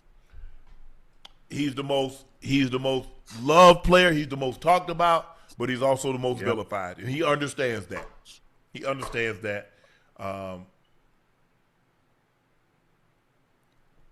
No matter what he does, LeBron could have won 10 championships, and he was never going to be loved like Jordan. He was never going to be beloved like Kobe. It is what it is. Yeah, man. Ain't nothing you can do about that. Just play your best. I don't know if you actually came into the game to be loved. You came to be the best you could possibly be, and then you willing to let the chips fall where you may. But Jordan just got such a head start, and he had the shoes. He had all those commercials. Yep. Kobe, the same thing. He was 17-year-old, and he grew up. They watched a kid become a man, become a father, become a husband, right before their eyes. Yeah. Maybe if he could have accomplished everything he accomplished in Cleveland, maybe. Because all the Jordan accolades came from Chicago. All the Kobe accolades came from the Lakers. LeBron, some came from Cleveland, some came from Miami, some came from Cleveland again, some came from the Lakers. You saying that's why some people give him a little knock because he traveled around? Mm-hmm. Yeah. Yep. But if he'd had a Jerry Krause, or if he had a Jerry West that could put a team together, he wouldn't have left. And plus now they've made ring culture. It didn't used to be like that, Ocho. Yeah. Joe. So guys were willing to stay. But now you call me a bum if I ain't got no ring, I'm going to get that ring. And then what y'all say? And then y'all poop on me when I get a ring. Like Kevin Durant. Kevin Durant says, I do not want to be the best player without a ring. Because that was the title y'all bestowed to Karl Malone. That's the title y'all bestowed upon Charles Barkley. I don't want that moniker. And then they beat him up. They said he didn't have a ring. He go get a ring, but you took the cheap way out. Can't win. He can't win for losing. Can't win. Kobe had Jerry West. Michael Jordan had Jerry Krause. So LeBron says if I'd have had somebody as competent as those guys that are in the Hall of Fame, Jerry West is in the Hall of Fame as a player and a general manager, well, I probably would have stayed. I would have stayed. If I could have got somebody to come to Cleveland, it's hard to get somebody to come to Cleveland. That's not New York. That's not Miami. That's not L.A. Giannis is finding out that the hard way. Remember Giannis say, "Oh, I don't want to go join nobody." And then the thing that I don't like about Giannis, he's talking about that's between my agent. The agent works at the behest of the player. You see how he's trying to absolve himself, Joe? Yeah. But my agent, whatever conversation my agent is having, that's the conversation he's having. Really, Giannis? You really expect us to believe that agent is not working at the behest of you? Everybody don't want that. LeBron did what he did so everybody else could run. Kevin Durant could run to Golden State. Everybody else could do what they did. He took all those arrows. He was the first big name to move. Now it ain't nothing now. Ring coach. Because you tell me I'm a bum if I ain't got no ring. I can average 30. I'm a first-team All-NBA selection for 7, 8, 9 years, Joe. I've gone to the All-Star game 12, 13 times. But I'm a bum because I ain't got no ring. Some guy that just happened to be on a team, he the fourth guy on a team. He starts, but he the fourth guy. He got a ring, and you say he better than me. Yeah. That's how I go, man.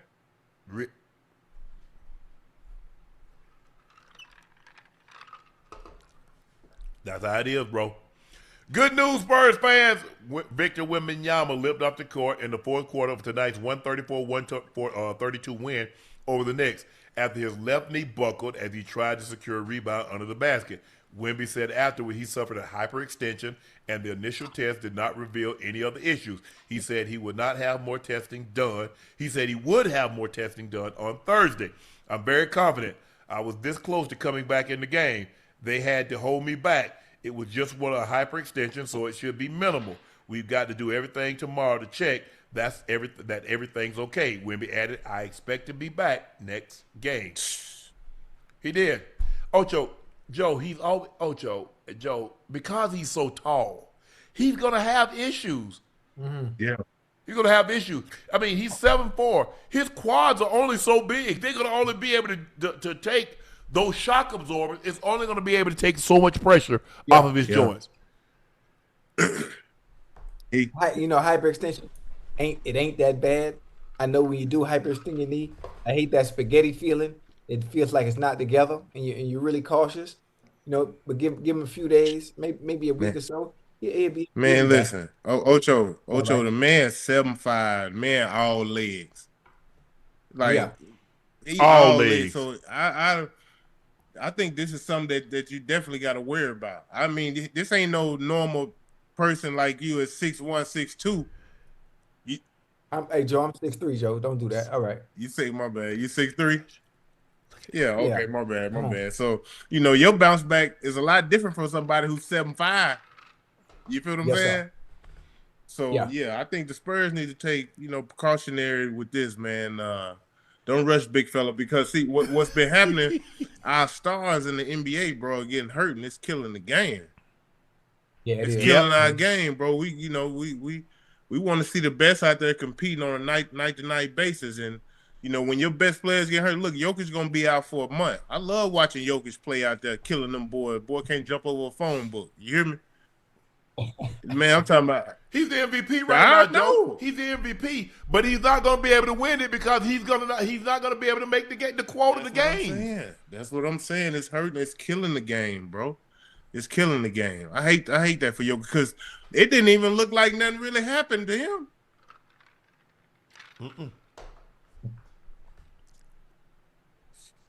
He got somebody stepped on me like he hyperextended his knee. He dodged the bullet for sure.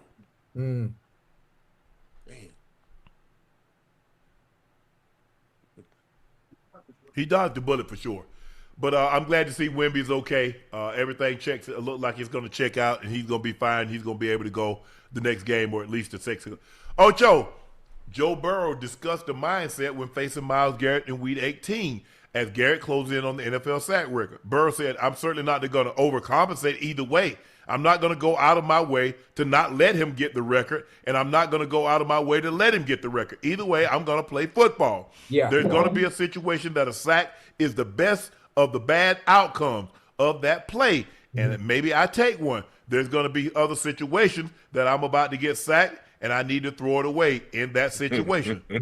I love his mindset. I like it too, huh? I like it too. But obviously, the person that need to be asking that question to is the offensive line. That's who should have been asked to. Obviously, reporters don't want to go there. They probably don't want to ask that to them. But listen, I was very hesitant in saying I don't want Myles Garrett to get the sack record, against the Bengals. But the fact that I'm gonna be at the game and I asked him for the jersey that he gets a sack record with, I'm going to allow him to get one sack. I'm going to allow him to get one sack. But now I'll be in the building, Joe, to be able to collect that jersey I asked for. So, you know what? Congratulations. You do realize Hall of Fame is going to be on the hand too, also, right? I tell you, I can tell you what. There's one thing. Listen, Myles Garrett could do two things. He can get the sack record on Sunday, and he can give that jersey to the Hall of Fame after you already promised me, or he can get that sack record and hand the jersey over to me like I asked, like he promised me first. So two things can happen. You can hand it to me and go ahead and live your life after making history, or you can get your ass whooped. I think he's going to take the second one. I think he's going to I would hate, hey Joe Unc, I would hate to have to beat the fuck up out of Myles Garrett for choosing to give that damn jersey after I already asked for it. I would hate Ocho, to have to do that. That's my boy. Ocho, that's going down in history, man. That man get that sack record. You think you finna get that jersey? Yeah, Joe. I asked for it, Joe. Man, I asked for it. I'm telling you, Joe. I think he get 2 sacks on Sunday. I said one. We'll give him one. We'll give him one. Huh? One. We ain't gonna give him 2. Hold on, one. I think one he gets 2. breaks the record, or 2 breaks it. Yeah. Yep. Oh, 2 breaks it. Okay. One breaks it. He has 22. One to give him 23. The record is 22 and a half. Oh yeah. Yeah. Hey Joe. Hey, he can give him another jersey. Let them put that in there. But give me the original one. I want to frame it. I want to put it up in my game room. No, they're gonna take that one because that's the jersey that's gonna have the dirt on it. That's the jersey that's gonna have the stains on it. Don't worry about it. They can put some stains on the other one. It ain't nothing to go outside and rub that goddamn. Well, that got him in trouble. They got some people got some. Hold on. So he can't keep his jersey for himself. He can if he want to, but the Hall of Fame is gonna request it. And it's an honor to have that jersey in the Hall of Fame. That's why a lot of the Tom stuff is in the Hall. And it's an honor for Ocho to have the jersey too. Nah, because it's gonna probably end up in somebody's auction house with Ocho get it. Nah, that ain't gonna happen because there's gonna be no reason for me. Ocho ain't gonna be here forever. Okay. Once Ocho, like my kids. What they do, what I do with it, how I cherish it. That don't mean they gonna cherish it the same way. Man. Oh my God. Hey, I know. Listen, I love Myles Garrett, man. Myles, he promised me. And one thing about a man, all we have is our word. If you promise me that jersey and you choose not to give it to me, 2 things gonna happen. Karma, and I'm gonna beat your ass. Well, I'm sure he's like, if I get that sack record, whatever karma comes with that, I mean, because he's so young and he's so far ahead of the pace, there's a chance he can get Bruce's record of 200 sacks, 200 and a half sacks, or 202, whatever that case may be. There's a chance.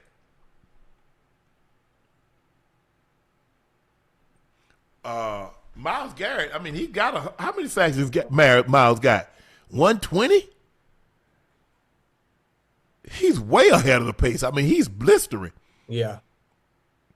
Now, the problem is the sack didn't become an official stat until 1982. They were sacking the quarterback in the 30s, 40s, and 50s. Mm-hmm. He got 124 and a half. He's not even 10 years in the league. What is he, 8? Is his 8th year? He's 9 years in the league. So he's averaging 12 and a half, 13 sacks a season. Damn, that's crazy. I think Brucey played. What did Brucey play? 20? 19? Brucey came in at 85. And he left in I think he left in 03. So Bruce played 19. Man, get Myles Garrett up out of there, man. Reggie played like 16 or 17 and got 198 and a half. Joe, where you wanting to go, Joe? Man, come Ocho, I want. And don't say Dallas. Why not? Shit, yeah. Hey, can he get after the quarterback? Yeah, he can. Hell yeah. Hey, He's one of the best man, to do it.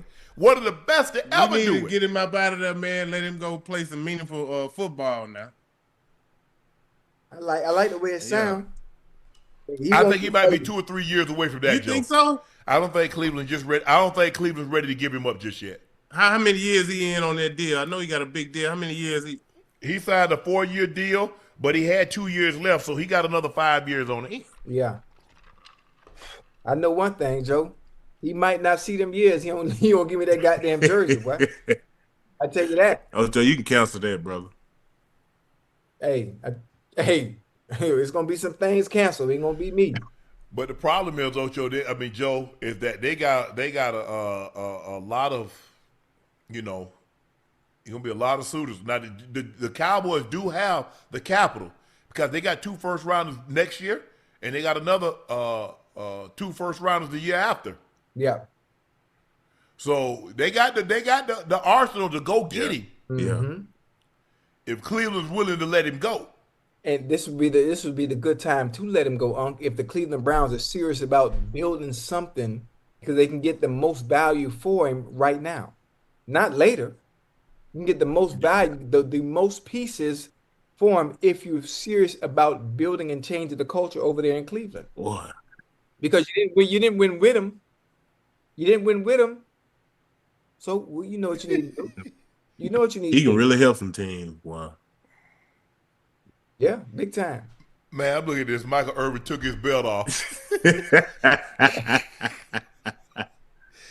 Mike crazy. He was whooping the trash can. Yeah, man, that dude. Hey, there. Ocho, why Yeah. you ain't go to UM? Why you ain't go to University of Miami? What, Joe? Man, with that joker grades, Joe, Joe, he I couldn't ain't get had in no- prison with them grades. Joe, I ain't had no grades to go there, Joe. Joe, I couldn't even get in the goddamn FAMU, Joe. Joe, he couldn't get in prison with them grades. Hey, Joe. Hey, Joe, boy, in high school, boy, I was a knucklehead, Joe. And I'm not talking about a knucklehead like, in the street or just, Joe, I wasn't going to They class, come Joe. to school when you want to, leaving when you want to. I Yeah, already know. Joe. Hey, Joe, I went to school on Miami Beach, Joe. Miami Beach Senior High. I was on South Beach for high school. Man. That's why my grandma ain't want me in the inner city where I grew up going to school with them boys. It would have been even worse. So if I ain't do right over there, with them folk, imagine me in the city with all my homeboys. Joe, I was bad, Joe. If you get an opportunity to party with one guy in your lifetime, let it be Mike. If you get an opportunity to party with any athlete, any superstar, any podcaster, any person, let it be Mike. He go hard like that, huh? Let it be Mike. He be having fun. Let it be Mike. Mike is the greatest. Mike is the greatest. One day I'm gonna tell y'all the story how Mike and I stole Gary Sheffield Winnebago.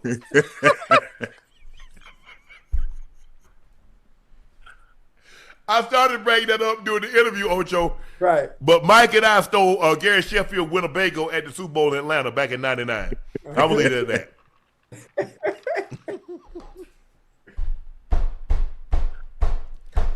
Woo! What a time. What a time. What a time. I think he breaks the record though, Ocho. You think he gets the record? You said he does get the record. Yeah, Joe, you think he gets the record? Yeah. I know. I see him talking, trying to support my team, but Myles Garrett is probably he wasn't able to get it last week.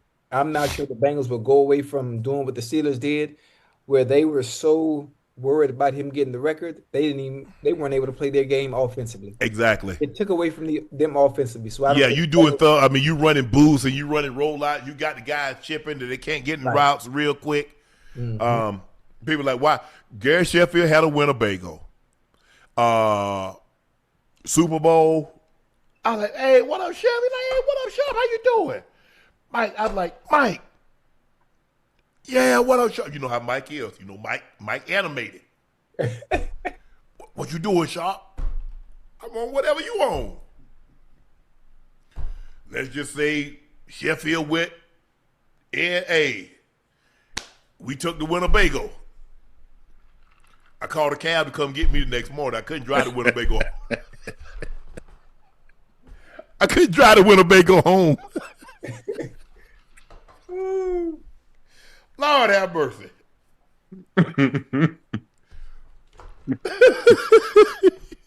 Boy, it might go hard in the paint, boy. Hey, that was a great time. A great time was had, chat. Great time was had. Y'all know that. Dan Lanning continues his crusade this week against the current college football playoff schedule. There's clearly a better way. Every playoff game should be played every single weekend until you finish the season. The season needs to end January the 1st. We've given up some of our days to the NFL. Saturday should be sacred for college football. Every Saturday through the month of December should belong to college football. In my opinion, Lanning also said earlier this week that he believes all games leading up to the Natty should be played at the higher seed stadium, effectively calling for the end of bowl games. Man, since the college football playoff, I would be honest, Ocho. Yeah. I don't even watch the bowl games no more. No? No, Ocho, we used to look forward to the bowl games meant something. The Right. Orange Bowl, the Sugar Bowl, the Peach Bowl, the Blue Bonnet Bowl, all these bowls, they meant something. Ocho, man, don't nobody care because they ain't playing for nothing but some headphones and a swag bag. Right.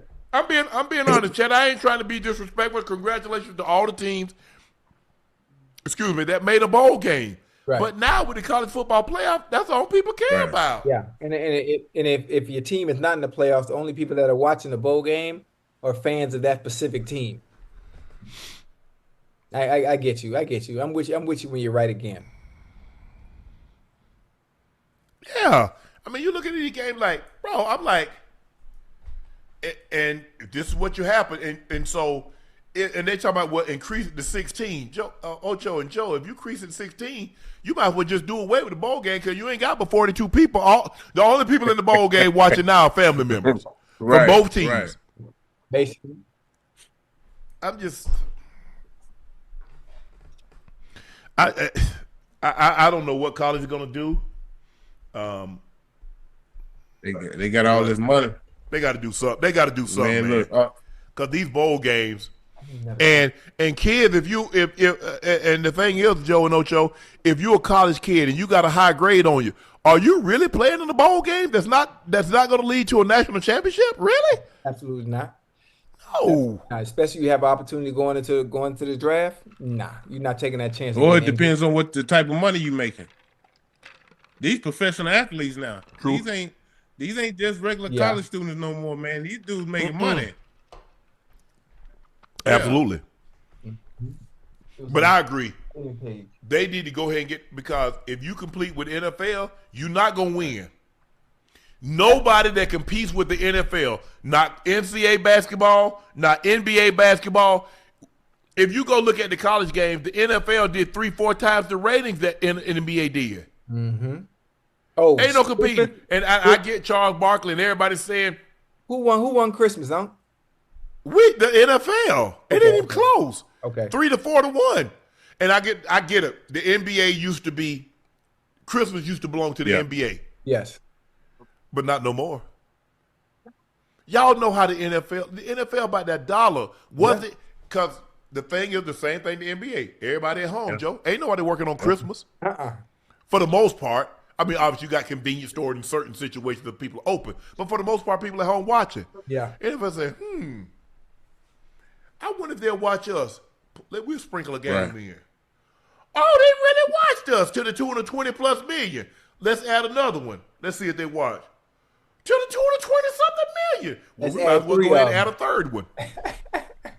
So if you think about, if you combine all the games that played, basketball games that were played on, they might beat one NFL game. Yeah. See, they started playing at 12 o'clock noon. Hey, and that all depends on the scheduling too and who's actually playing.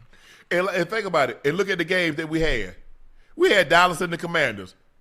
And neither team going anywhere. 20-something million. Then we got the Lions and the Vikes. 27 million. We got Kansas City with no Mahomes. No starting corners. 20-something million. Yeah. You got Luka. You got KD. You got LeBron. $5 million. That's it? Damn. I mean, look at the games now. You got the Broncos and Kansas City. Kansas City ain't going nowhere. You got the Dallas Cowboys and Commanders not going anywhere.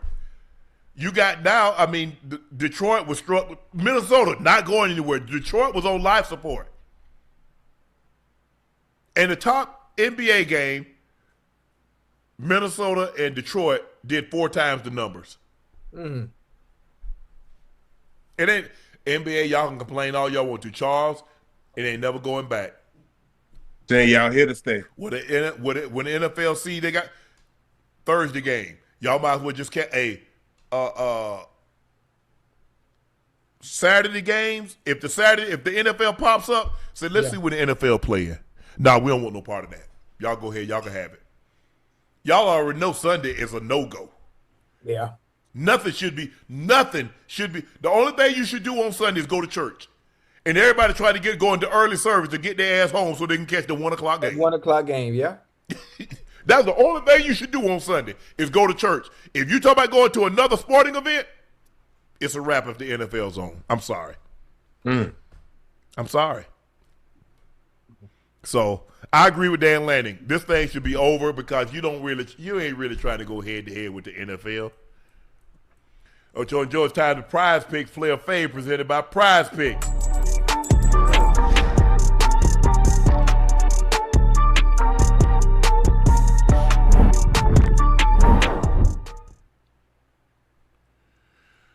All right, we got Elijah Surratt, more than 0.5 rush or receiving touchdowns. I'm assuming he's from Indiana, huh? He one of the better players. Ugh. Ash want me to go with it, so I'm going more. Hold on. He'll have at least a touchdown rushing This or receiving. tomorrow's game? Yeah. Alabama, Indiana. Then we got Isaiah Horton, more than 38 yards receiving. I'm going more. Nate Frazier, 66 yards rushing. He's from Indiana too, isn't he? No, he's Georgia running back. Oh, yeah, he gonna get that. Yeah, Nate Frazier. Yeah, he gonna get that. He gonna get that. I'm going more, and I'm going more. Because he get to the goal line, they had him the ball. So, yep, I'm going more. Hold on, who Georgia playing? Who Georgia play? Ole Miss. Ole Miss. Ole Miss. The Running Rebs. I mean, not the Running Rebs. They're just the Rebels. Ole Miss got something to prove. UNLV is the Running Rebs. They're just the Rebels against the Bulldogs. Ole Miss got something to prove. Shout out Nate Frazier, who joined your show too. Yeah. Oh, that's the guy, Ocho. You remember Nate Frazier? He joined the show. He was level-headed from California. Yeah. Oh, yeah. Yeah, I'm pulling for Nate. I like Nate. Come on, Bulldogs. I don't normally root for the Bulldogs, but I'm rooting for the Bulldogs against Ole Miss. $25 to win $150. Download the app today. Use code Shannon to get $50 in lineups after you play your first $5 lineup. That's $50 in lineups after you play your first $5 lineup. Prize Picks. It's good to be right. All right, chat, we're going to get you out on this. It's time for our final segment of the evening. It's time for Q&A.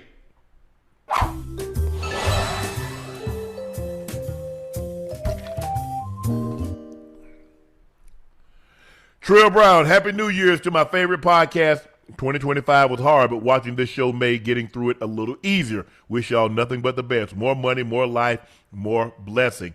You ain't telling me nothing, Trill. Everybody, it was real difficult. But you know what? Yes, sir. As long as I woke up the next day, everything was going to be okay. That's how you got to do. Wake up the next morning, you got a chance to be successful. Yeah. Put one foot in front of the other. Come on now. Don't think about what has transpired, what you lost, what you missed, what could have been. Think about what can be. Ooh. Ricky, Happy New Year, gang. Iso, how's your injury healing? You returning to the Big Three in 2026. You adding Ocho as a teammate? No, he got to get ready for the podcast Olympics. Hey, boy. Hey, Joe, it's going down, Joe. Oh, It's going. Hey, you heard Rashad McCants? He done wrote a little rap dissing me, man. Did it? Yeah, man. Dog, he wrote a rap dissing me and sent it to my Twitter today. Like, hold up, man. What's up? I need to get in the studio. hey, I gotta answer to back. answer your question, I'm rehabbing on the daily. I'm getting back right. Yeah. By time March get here, I'll be back 100%. By time March get here. Oh yeah, the Summer Yeah. Olympics. Hey, we got the Summer Yeah. Olympics. You know, the Summer Olympics this year. I think they in London. Where they? What is some? Oh, it was the Winter Olympics. Summer Olympics gonna be in LA in 28. We got the Summer Olympics. Hey. The first. That Summer Olympics. ahead. I'm gonna go. That Summer Olympics that's in LA on the 20. You said the year 28. 2028. I Yeah. want to play in that 3-on-3. The 3-on-3. That's a 3-on-3. That's the Olympic sport now. Yeah. Yeah. I'm Yeah. trying to get on that team, Ocho. You feel me? Yeah. I'm trying to be there for that. I'll be up. Well, all I know is pivot and 520. Hey, pivot and 520 don't stand no chance. Zero. Zilch. At all. And Cam, you ain't Cam. Unless you come up with somebody else, you can't even get it because you don't got three guys. You don't got three players. And we don't make accommodations for no 2-on-2. Nothing. At all. But P Mac, you already know what time it is. Ooh, McAfee? Yes, sir. I mean, we watching everybody over there. Darius Butler. Hey. Nathaniel. Absolutely. Nothing. Y'all AJ Hawk, whoever. Who else out Hey. there? Gil. Gil? Man, Gil's arena. Y'all can get it too. Y'all gonna get it. hey, matter of fact, Hey, Gilly, you and Wallow, y'all better find another partner. they ain't got nobody. They getting washed and everything too. Matter of fact, hey, Kenyon Martin owe me some cigars, He do. You want know what? Daniel Marshall. Kenyon Martin. Matter of fact, you know what? I'm gonna beat his ass. So that's two people. Miles Garrett, Debo. That's three people. We already know Joe and Jada. Y'all sit this one out. Y'all got the rap. Y'all got the mics. Y'all got that. Stay there. Yeah, they don't want no smoke. Y'all stay where y'all are. But everybody else, if you got three, man, you got a podcast, you got three. Going down. Yeah, Y'all can Going get it. down. Florida man, is it true that Nightcap is going back on tour and will return to Houston? Florida man, that is our goal. We are going back on tour. We absolutely are going back on tour. And there's a great chance, there's a better than 85, 90, 95% chance we're going to go back to Houston. Aaron Owens, if Reuben Baines Jr. is somehow still on the board when the Bengals pick, they got to take him. I don't know if he's going to be on the board when they pick. Man, he ain't Hey, be that on the boy board. disruptive, man. Man ain't gonna be on the board. I don't Hell care. yeah. Hey, these scouts about his arms ain't long enough. Man, these scouts say some of the dumbest stuff. Turn on the goddamn film. Thank you. What does That's it look like see, when you turn on the film? Like, what? that's the mistake that they made with Aaron Donald. Well, he ain't big enough. He No. only weighed 270 pounds. he too He's small. 5'11". He's 6 foot. Okay. That boy. Dumbasses. Defensive player of the year. Excuse me. Defensive rookie of the year. 3-time defensive player of the year. 8-time first team All-Pro. 10 Pro Bowls. For a guy that's not big enough, not tall enough, not fast enough. Now, how dumb do y'all look? Did you watch him at Pitt? If you watched him at Pitt, he did the exact same thing for the Rams that he did at Pitt. Yep. He didn't do anything different. He cut ass at Pitt. He cut ass at the Rams. Hey, that's what it is. Philip Arthur Moore, Happy New Year's, brother. Your show helped bring so much happiness and joy. You're living proof that we're never out, just down. Here's to 2026 and success moving forward. God bless. Philip, thank you for your support. You're absolutely right. You're absolutely right. Everybody, you either enter in the storm, you're in the storm, or you leave the storm. And no matter how bad you think you got it, somebody got it worse than you. Mm-hmm. Pick your head up. Keep your head up. You can't see you going with it down. And keep walking straight ahead. Big Mike, Happy New Year's, everyone. Probation should be over now. We close, Big Mike. We close. We close. Hey, it's over, huh? It's over. We ain't got time for that. Matter of fact, because of good behavior, they let you cut your ankle monitor off sooner. Yeah, we good. Now we good to go. Okay. We good to go.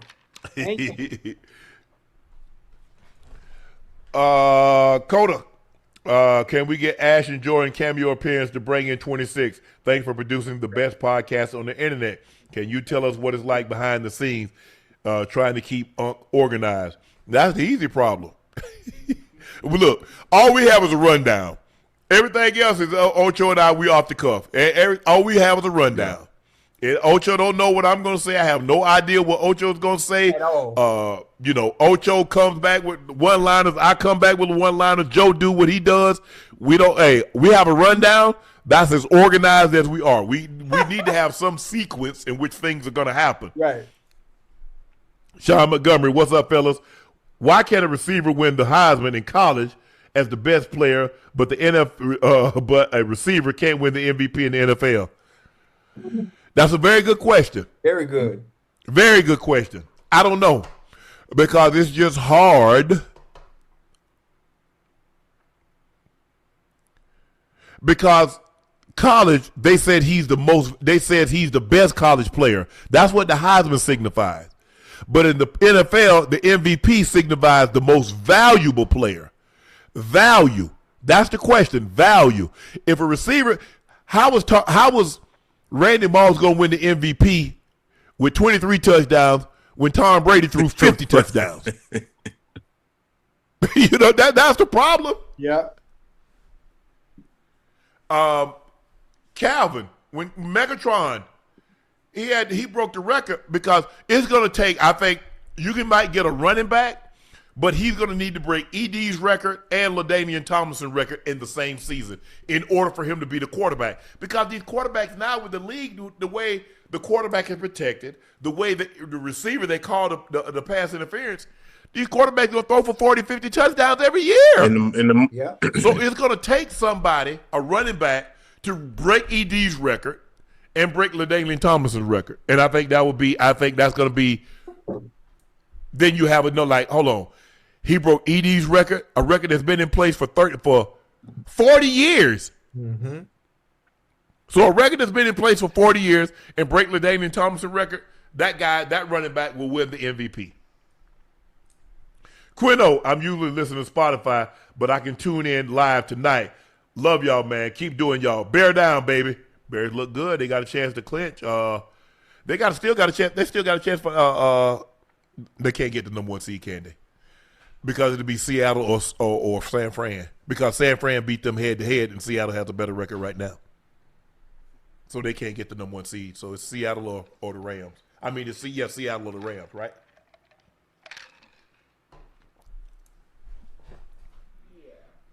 Yeah. Yeah. Mr. International, Bill Parcells told Belichick, why are you starting meeting without Lawrence Taylor? They're the perfect example. Didn't Lawrence tell y'all? Mm-hmm. He was driving around and said, man, why the stadium lights on? Oh, we got a game. I need to go. He go in there and get 2 sacks. When you're the greatest at something, the man was late. The man was late for the flight. He flipped his keys to the valet and said, I'll be back Sunday. Meet me here. And the guy met him there with his car. Hey, Oh, man. the rules are different. The rules are different. Yeah, but listen, everybody ain't Lawrence Taylor. And that was, and a lot of the stuff that LT did back then, you can't get away with that now. There's too many cameras. Nah. Like Jordan gambling in the casino, you can't do that stuff that Jordan did, and everybody would. And plus, reporters it used to be when I first got in the league, if the reporters saw you somewhere, Joe, they turned out that ain't got nothing to do with me. Right. Now, everybody wants a story. Everybody wants a story. K Flock's attorney, bringing the new year with my family, my beautiful girlfriend Sydney, and our son. I'm a Jets fan, and we need to what are some things we need to do to become a contender in 27-28. Happy New Year, guys. You got to get a quarterback. Yeah.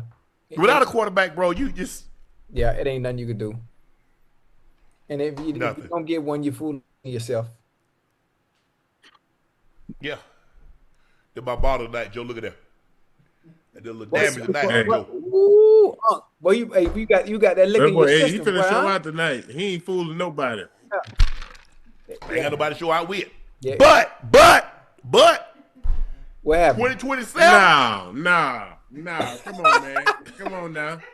Man, I'm bringing 2027 in.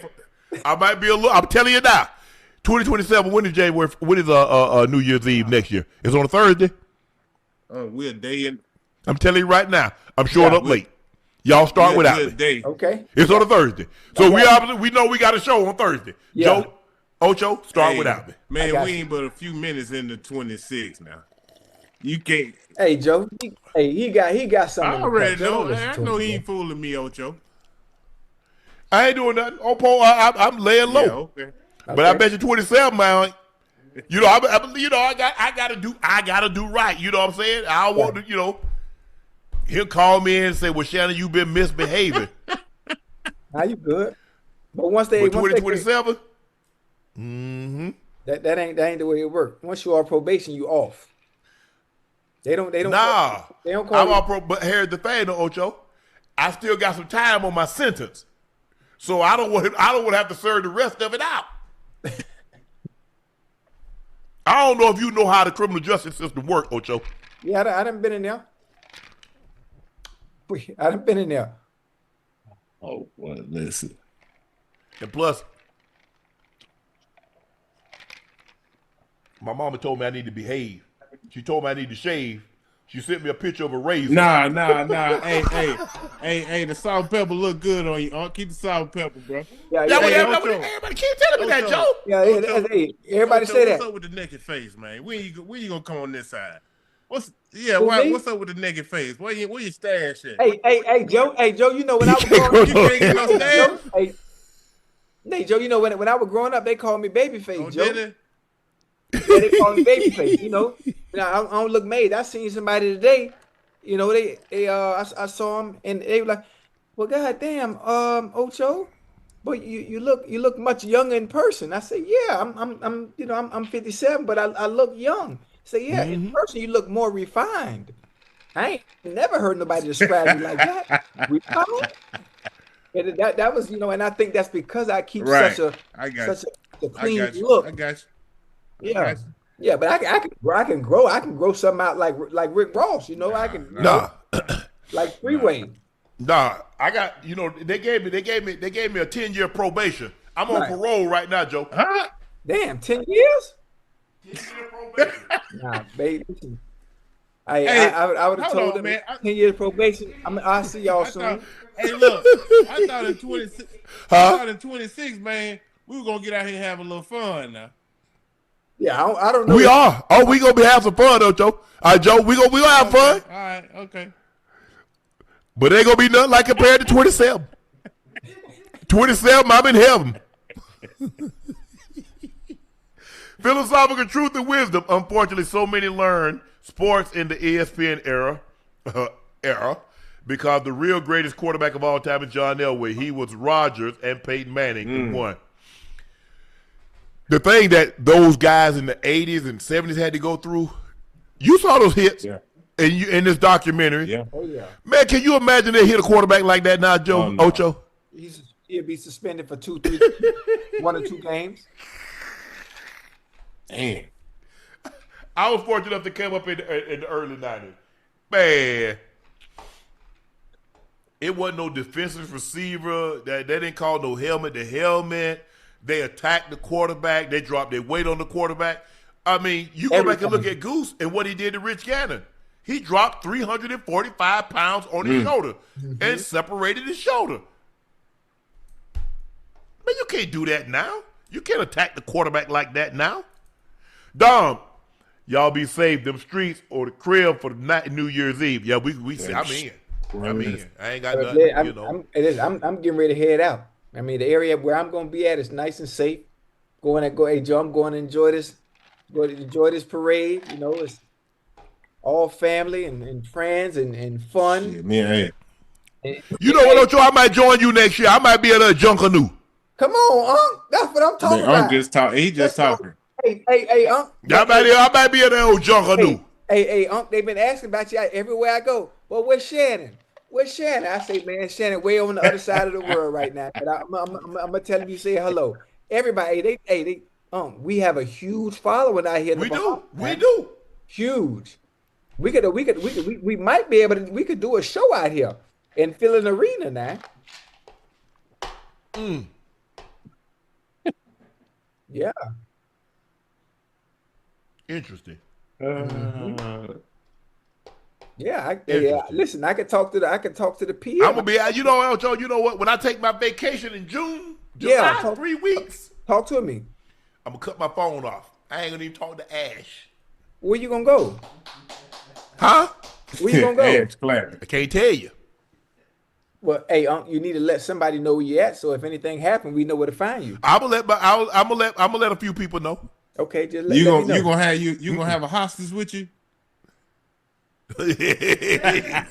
Woo! Me on somebody's balcony. I'm saying with a ski. If y'all see somebody with a ski mat with a shiesty on the balcony, yeah, it's me. Okay. Oh, it's midnight in Houston. Oh, yeah. No, I'm staying out of Houston. I ain't never gonna be in Houston on New Year's. Even if I were to live in Houston, I got to leave that joke. Yeah, hey, no sir. Nick Valentine, sleep on us again. Remember what you said? Who I slept on? Architect Nice TV question: is Caleb Downs the best safety prospect since Sean Taylor? Respect Eric Berry. No, whoa. He's good. Yeah. He's good. He's the best right now in this era, but not like Sean Taylor. No, he said since Sean Taylor. Absolutely. Yeah. Absolutely. You know who I really liked as a safety that he reminded me of Ed Reed when he was at Alabama? Who? Minka? Xavier McKinney. Oh. His range, his ball hawking skills. Yeah. He reminded you of Ed. Now, Sean Taylor had range, but not like Ed, but Sean was a thumper. Yeah, he come down and hit you. But you're 6'3", 225. You're supposed to be able to bump. Yeah, thumper. Yeah. You're supposed to be able to bump. Yeah. But Ed Reed, when you start talking to Ed Reed, it's like playing out. It's like saying outside linebackers look like LT. I get leery when I hear that. Right. When I hear LT comparisons, I get real scary. They can't do that. They can't do that. Nick Marsh, don't catch this live often, but thank you guys for getting me through a rough 2025. Here's the 2026, the year Ocho pays Unc. I sure hope so. Hey. But Nick, it was rough for a lot of people. A lot of people went through worse things than what I went through, or maybe what you went through. There's a lot of death. There's a lot of destruction. But you know what? I still believe in the higher power, and everything's gonna work out for everybody. So just stay prayed up. Make sure you tell people that you love them on a regular basis, because you ain't promised tomorrow now. Nobody is promised tomorrow. It ain't written down nowhere where you get to see tomorrow. Sir. Yes, sir. But Nick, thanks for your support and thanks for watching. DT, Jeremiah Smith, #1 overall in 2027. Woo! You would have been #1 overall last year. The only two receivers I can remember going #1 overall. I think Irvin Fry went #1 overall in 84, and Keyshawn went #1 overall in 96. Ah, man. That boy got some talent, man. Oh, he unbelievable. He good now. He could be. But it's gonna be hard to be #1 overall, Ocho, especially with quarterback, because Arch Manning coming out next year, and he's gotten better and better. I'm telling you, Ocho. All right, because here's the thing, Ocho. Yeah. A receiver plays what? A dependent position. If I give you the best receiver, and I give you the 5th best quarterback in the NFL, which one you taking? I give you the best receiver in all NFL, but I'm going to give you the 5th. I tell you what, I give you the 7th best quarterback. Which one you taking? Forget Stafford. forget Lamar, forget Joe Burrow, forget Patrick Mahomes. I'm gonna give you the sixth. I'm gonna take the seventh best quarterback and give you the best receiver. Which one you taking? You could have Chase. You could have Jetta. You could have Puka. You could have Jackson and Jigba. You could have Pickens. You could have CD. Which one you want? Give me the sixth best quarterback, and I'll give you the best receiver, and I'll beat your ass.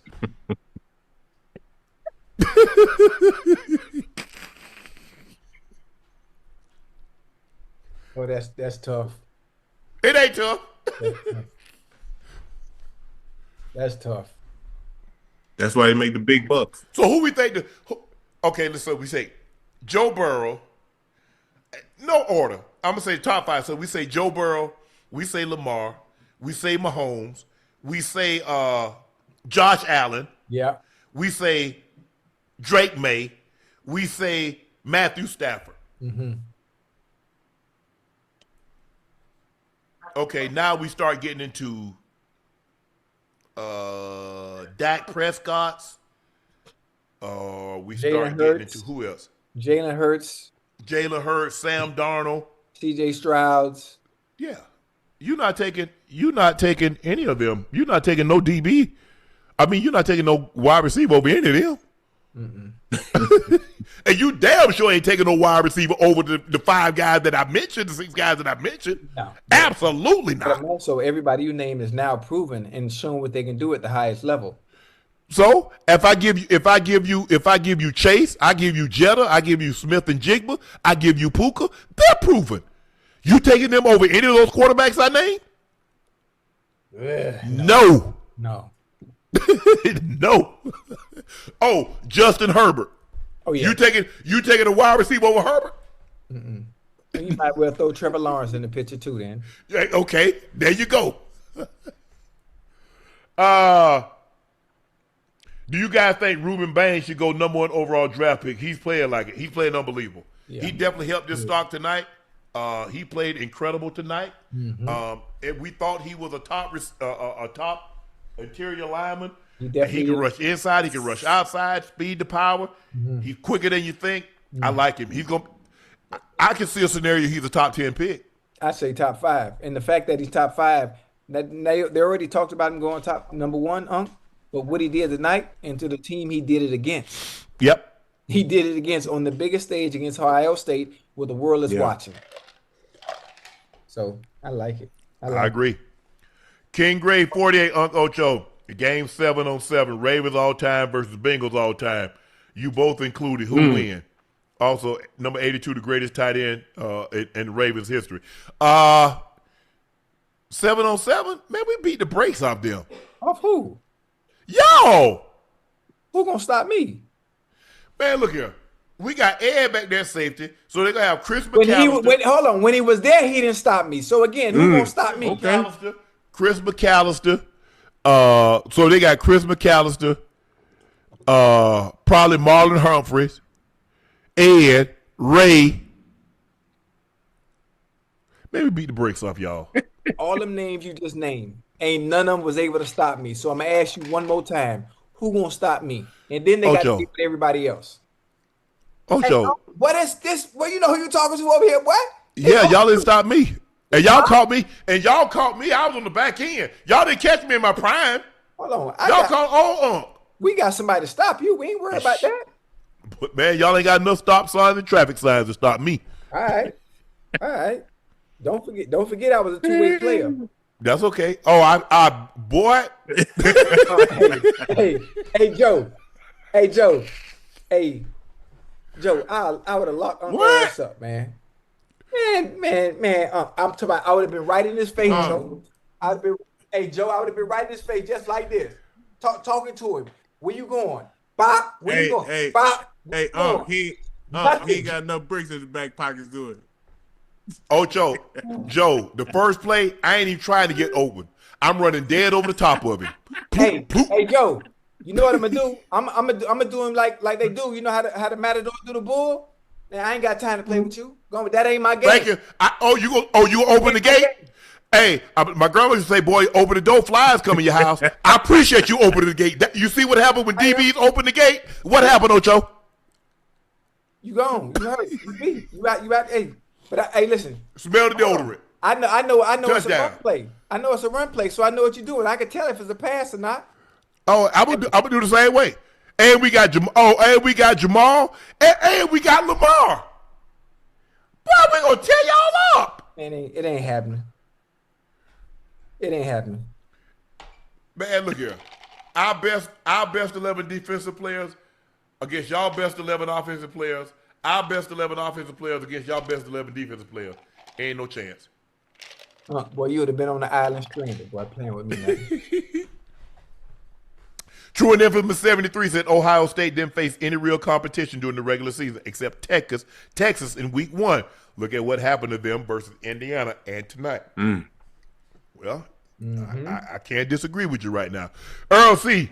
Ryan Day had no business losing that game. Defense couldn't stop when they needed it. The offense didn't do enough. Offense couldn't score. Ryan Day will have questions again. Well, guess what? The whole year, I think Brian Hartline called the plays. I don't know why you would change it up tonight, Ocho. Yeah. If he called plays all year long, he been had the job. Mm-hmm. Now you invite questions on yourself that you wouldn't even have to answer had you let him call the plays. Oh well. Jason, go Canes, baby. Everyone doubted this team, but we turn it up tonight. Oh, and it's great to be a Miami Hurricanes. Yeah. You got to the victor goes the spoils. Vance, all the hosts, at what point does the desire to be the best become toxic obsession? It is healthy to chase perfection. Where do we draw the line? See, lazy people say it's obsession. We call it dedication. Yeah. Somebody that has a nice body, they obsessed. They selfish. Well, just because you're not motivated to take your ass to the gym and be disciplined enough to eat what you're supposed to eat, now I'm obsessed. No, you just lazy. Because I want to be the best, and you chose to be okay. No, I don't look at it like that. Mediocre. Yes. Some people demand the perfection of themselves. Yeah. Look, I'm reaching for the stars, but if I land on the moon, I'm pretty damn high. Mm-hmm.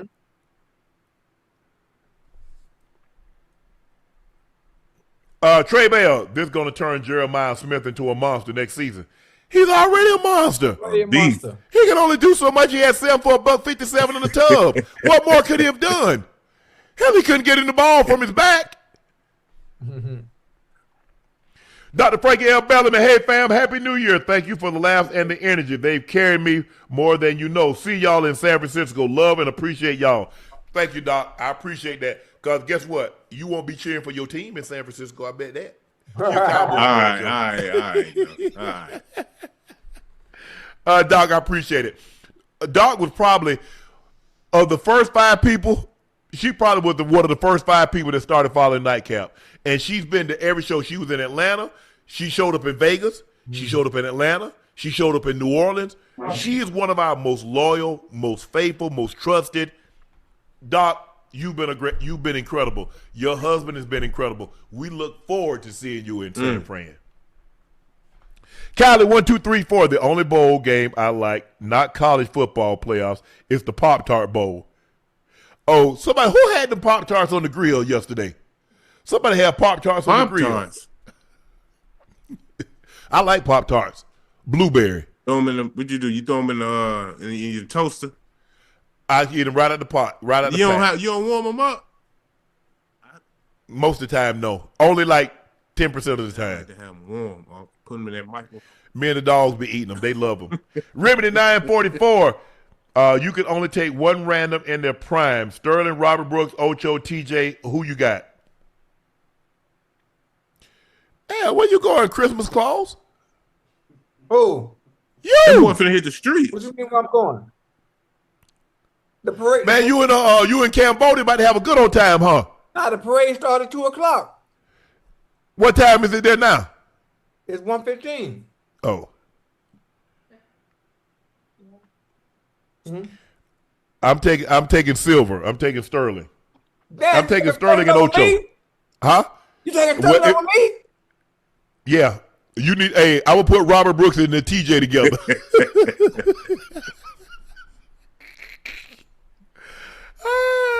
That concludes this episode of Nightcap, guys. We want to thank each and every one of. Huh? I got one last joke. What you got? You ready? Yeah. Hey, What's Joe up? and Chad, what do you call a moose with no name? A moose. A moose with no name. A moose with no name.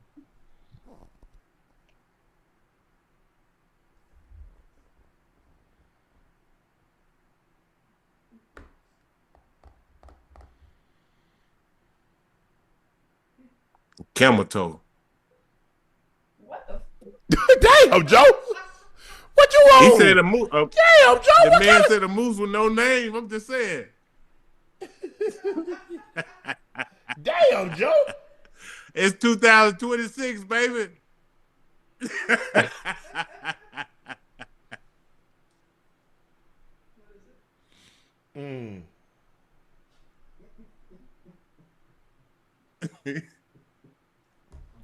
A moose with no name.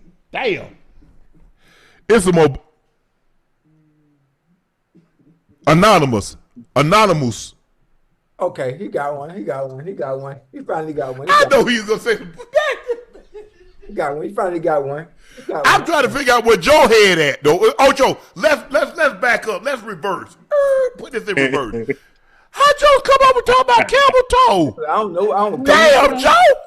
Hey, we Chad, y'all hear that? Hey, ever since we talked about Houston, Joe been on one. Since Hey, listen. Ocho be having some wild stuff flying around, so I just try to beat him to the punch. Yeah, I cheated. I cheated. I asked AI to help me. Oh man. Okay. I did. You done messed it up, man. Okay, now, hey, you cheated. You can't do that. Hey, hold on, Joe. Hey, Joe. All right, give us another one. I ain't gonna cheat. Give me another one. Hey, I'm gonna get this one. I got one last night. You tried to get me, Ocho. yeah. Hey, Joe and what did the sushi say to the bee? The sushi say to the bee. Yeah.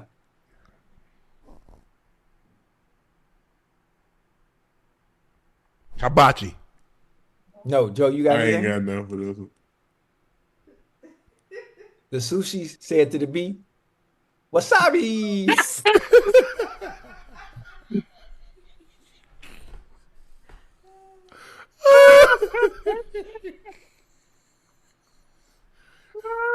Man here. I was close. I could have been Oh shoot. Thank you guys for joining us tonight. Thank you for spending your New Year's Eve with us. We cannot thank you enough. I'm your favorite Unc, and that is my partner and co-host, Liberty City's own Bengals Ring of Fame honoree, a former Pro Bowler and an All-Pro. He's Chad Ochocinco Johnson. And the third member of the Big Three joining us every Wednesday night, the University of Arkansas alum, Little Rock, Arkansas native, 7-time NBA All-Star for the Atlanta Hawks. He's Iso Joe. Joe, thank you again for joining us. Happy New Year.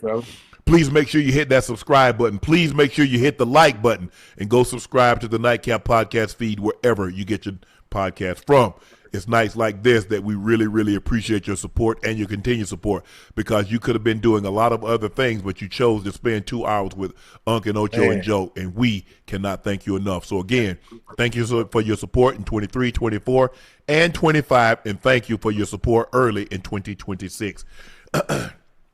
If you're looking to purchase a bottle of Shea by LaPortier, head over to LaPortier.com if you can't find it in a state or city near you. We have the big bottle, which is the $750, and we have now the $375. Same great quality, same great taste, the same smoothness. A premium VSOP cognac compared against other cognacs. We believe, and we know this to be true, that we have the best tasting premium VSOP cognac on the market. Please drink responsibly and stay safe. Stay safe tonight, guys. Do not get behind that wheel if you've been drinking. Protect yourself and others. Call an Uber. It's not worth it. Jail is not worth it. The cemetery is not worth it. Please drink responsibly. Go follow my media company page on all of its platforms, Shay Shay Media, and my clothing company, 84, with 84 being spelled out. That link is pinned in the chat. Again, the U pulled off the stunner. The number 10 seeded Hurricanes upset the number 2 seeded Ohio State Buckeyes and the defending champs by the score of 24-14. It was a great game. Miami dominated early. Ohio State got back into the ball game, but they made plays at the end, and they end up winning the ball game. 2 wins. Nobody thought Miami would be playing in the Fiesta Bowl, but hey, nobody told that team they didn't belong there. They believed, and here they are. They faced the winner of Ole Miss and Georgia in the Fiesta Bowl. So congratulations to the Canes. They win against Ohio State 24-14. Happy New Year, everyone. Thank you for your support in 25, and we look forward to seeing you in 2026. Stay safe. I'm Unc. He's Ocho. He's Joe. We'll see you tomorrow night. Thank you, guys. He's out.